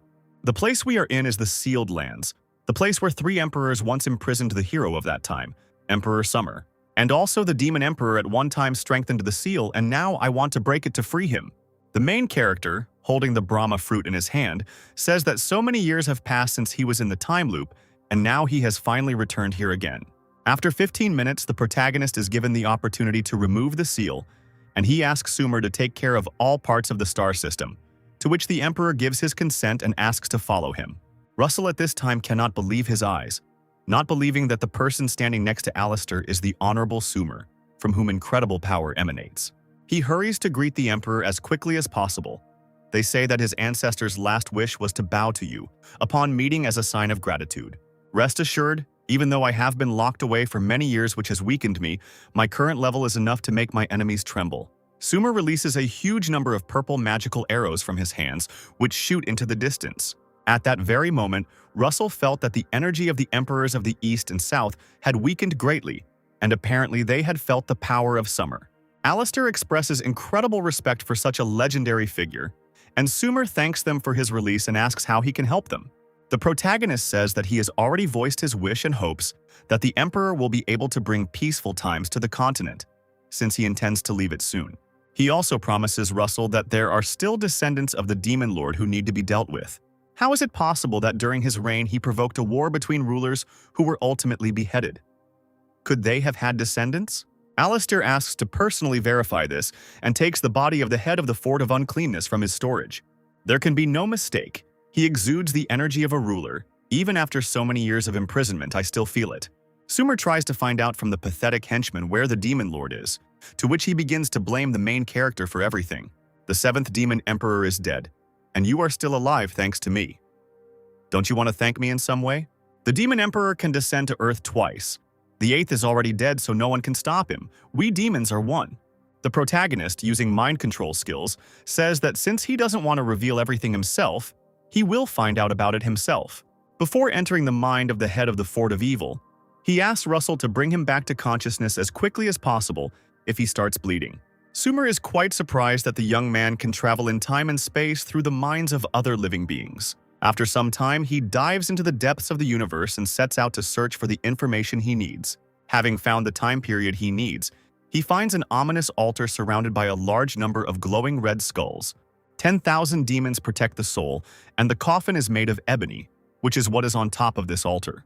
On one side of a black coffin covered in runes, he finds a bronze mirror and decides to look into its essence. Through the light of the mirror, he sees a mysterious silhouette of a man who is trying to grab our protagonist and get out. Once outside the mirror, the man begins to laugh, saying that he finally has a good opportunity. Alistair asks who he is. The man introduces himself as Lin, after which he adds that our protagonist will not leave here again. At that very moment, he uses a sinister technique and the souls of the dead located around the altar begin to hold our main character. Alistair immediately tries to escape, to which Lin smirks, saying that it won't be possible to just leave here. At this moment, Alistair regains consciousness with a bloody face and, apparently, Russell managed to carry out his instructions and wake him up. The head of the Fort of Uncleanness, who is nearby, begins to laugh, saying that the Demon Emperor has awakened and that they will all soon be sent to the next world. Sumer wonders if the main character really met the Demon Emperor, since he should have been dead a long time ago. He is not the Emperor's real demon, but a derivative of the Heavenly Mirror, one of the deities who wants to recreate a new emperor. The divine Heavenly Mirror is capable of reflecting all living things and recreating a copy of the if we manage to find it and the fruit of Brahma, then other shrines will be found, because utter chaos is coming to the world. When the Demon Emperor found the mirror and used it, the other emperors didn't like it and they killed him. I think the Demon Emperor undoubtedly knew the secrets of the mirror, so it wanted to recreate it to keep its secrets. Every shrine has a soul, and my body still contains the energy of the Demon Emperor. I believe the Brahma fruit can help me find the mirror. After concentrating the remaining energy of the demon inside the fruit, the protagonist launches it into the sky in the hope of receiving a waypoint. It seems to be on the southern border of the 9th Buddhist Emperor's domain, and Sumeru clearly doesn't like this information. Alistair suggests going there because the Hall of 10,000 Buddhas there is the best place for improvement. Sumer is quite surprised that the protagonist knows about this hall, but he does not understand how, with the boundary of the cycle, he will be able to improve there. It will be enough. Besides, I have a couple more things to do before heading to the southern border. After these words, the protagonist launches a small fireball into the sky, and a powerful explosion occurs in the sky above them. They see huge red eyes open in front of them, after which a huge flying whale appears right above their heads. Invisible until it opens its eyes with 2 wings that cover the sky, it is the fish of the sky. On the head of this whale sits a green-haired girl with a golden tassel, who talks about very strange and abrupt topics. The only thing that worries this young lady is how the protagonists manage to find her. Rasul is also perplexed and decides to ask what the blacklist the girl is talking about is and who she even is. Summer replies that the girl collects data on the military achievements of the younger generation and no one knows her origin, but the ranking list she maintains is absolutely true. Having heard from the girl that he is in 10th place on the list, Russell hurries to thank Alistair, saying that it is all thanks to him, and he, in turn, asks his friend to continue to develop and become stronger. As we were about to head back home, our heroes were stopped by the Emperor, who asked them to accept a gift for their help in their release. He places his hand on his heart and then begins to extract a particle of powerful yellow energy from his body. After the process is completed, he gives this particle to Alistair, saying that at the right time it will definitely be useful to him. The protagonist happily accepts the gift, after which he thanks the Emperor and goes about his business. Inspecting the gift he received, the protagonist realizes that this is a heart of golden blood and that in his entire life, Sumer was only able to extract 10 drops. Meanwhile, in the Palace of Heavenly Purity, the elder Casper is drowning in the rays of female attention, and Louis is worried that no one is paying attention to him. Meanwhile, on the roof of the palace, the protagonist's familiar begins to grow demonic horns as a result of absorbing the Emperor's body. He is lucky that just at this time Alistair returns and notices that after absorbing the consequences did not take long to appear. He decides to help his subordinate and, using a technique that prevents the demon from regenerating, cuts off these horns. Immediately after this, the monkey begins to cough and the storage ring flies out of its mouth. The protagonist manages to catch him, asking his familiar not to eat anything and at the same time to look at what is in the demon emperor's ring. There are 10 inside billion bot potion and technique, 8 parts of the primordial emptiness. This is one of the 5 great techniques of the universe. The Taoist principles and training methods of the Celestials are prescribed here, but to master them, one must reach the 3rd level of the free frontier. Alistair asks his familiar to stand guard while he decides to train and meditate, studying the first part of the primordial void shapeshifting. The first part of using such a powerful spell is to transform oneself into a deity through the power of thought alone. After 2 hours of training, our hero manages to complete the first stage, and his body is noticeably transformed. After such an exhausting practice, he takes on human form again and realizes that during this time he has sweated incredibly and needs to go wash himself in the nearest hot spring. Not far from the training area, he finds a small pond in which he decides to take hygiene procedures. Darcia accidentally finds him and immediately begins to become embarrassed and ask for forgiveness, since she did not know that the governor was here. The main character asks her not to worry, and since she is here, let her will wash his back. While the girl is busy with the process, he invites her to go with him to the southern border since her old sworn enemy is there. The girl turns out to be very surprised that Alistair has such information because it was when she was still a baby. In those years, one of the 8 major clans faced significant changes. A candidate for the position of new elder was accused of conspiring with another clan and was brutally murdered, and that person was your father. The girl immediately begins to cry after hearing the truth, saying that he was not in collusion with the strangers, but at that moment, no one believed him. She cannot believe that the viceroy is going to the southern border for her sake, after which he rushes to console her, saying that his goals are much larger and the family of the current rulers is simply one of the obstacles. Before leaving, he asks to pass on a note to the princess and give her 300,000 baht of the potion, which should be enough for the Bath sect to continue to develop. Darcia interrupts their conversation, realizing that someone is approaching nearby, and the protagonist orders her to leave here so that they are not caught and do not think that they were here together. A few minutes later, Mrs. Alana appears from behind the trees, quite surprised that the governor is taking hot springs here. Alistair says he had a really good workout and after that he decided to freshen up and wash off all the accumulated dirt. The leader says that she didn't expect that they would be able to kill the 7th demon emperor and witness the moment when Russell would become the new ruler of the continent, after which the girl takes off all her clothes, coming closer and closer to the main character, and he in turn does not understand what is happening. Alana says that she came here to reward our protagonist. In her thoughts, she is very excited by the fact that in front of her is a person who was able to accomplish so many great things in such a short time. Alistair is a little embarrassed and offers to accept the thanks another time, to which the lady offers to help him relax. After these words, the mistress dives under the water and begins to gently and affectionately please the main character with the help of her mouth. After some time, she emerges and asks him if he is now ready to accept the main gift. The protagonist cannot refuse such a tempting offer, and all this time Darcia simply watches what is happening. A few hours later, our heroes lie in a tender embrace and discuss their next plans of action, after which they return to the palace where Lewis reports to the butcher that the Celestials are not retreating a single step from Casper and they need to move on. You understand that you can't deprive the Elder of female attention. The main character offers to let all the girls who want to get on their ship. Russell immediately appears and tells Alistair that he can return here because he has settled the matter that he entrusted to him. He hands him the ring of the 7th Demon Emperor and asks him to accept it as thanks. When asked what he plans to do next, the protagonist explains that they will go to the southern border and also find a heavenly mirror to destroy the evil entity he recently encountered. I would really like to go with you. We need to take care of the Palace of Heavenly Purity. You are the new emperor of the continent. The forces of the venerable Sumer have not yet returned to him, and you need to stay here and protect the possessions from other emperors. The elders of the Bath sect immediately offer their candidacies as assistants for the expedition to the southern border. Vanessa, the daughter of the capital's mayor, also asks her father for permission to go on a trip, but receives a strict refusal, as it is very dangerous. After setting priorities, the protagonist hurries to the ship and check all the supplies before setting off tomorrow. At this time, Mistress Alana asks Amila why she does not want to go with the governor, to which she receives the answer that she already has a special assignment. The next morning, our heroes are seen off by the head of the capital, who wishes them luck in their travels and that they return safe and sound. Alistair orders the elders to move in the designated direction, while he has some small business to attend to in the captain's cabin. Opening his chambers, he asks whoever is hiding here to come out, as he knows that there is someone here. The graceful and stunning Vanessa immediately appears in front of him, and he is very curious how he guessed that she was here. The head of the capital gave us a ship, and you weren't with him at the time, so it was logical to assume that you would secretly want to sneak onto the ship. The girl says that she broke off her father-daughter relationship with him, and he agreed that Alistair would not be against what she decided to do.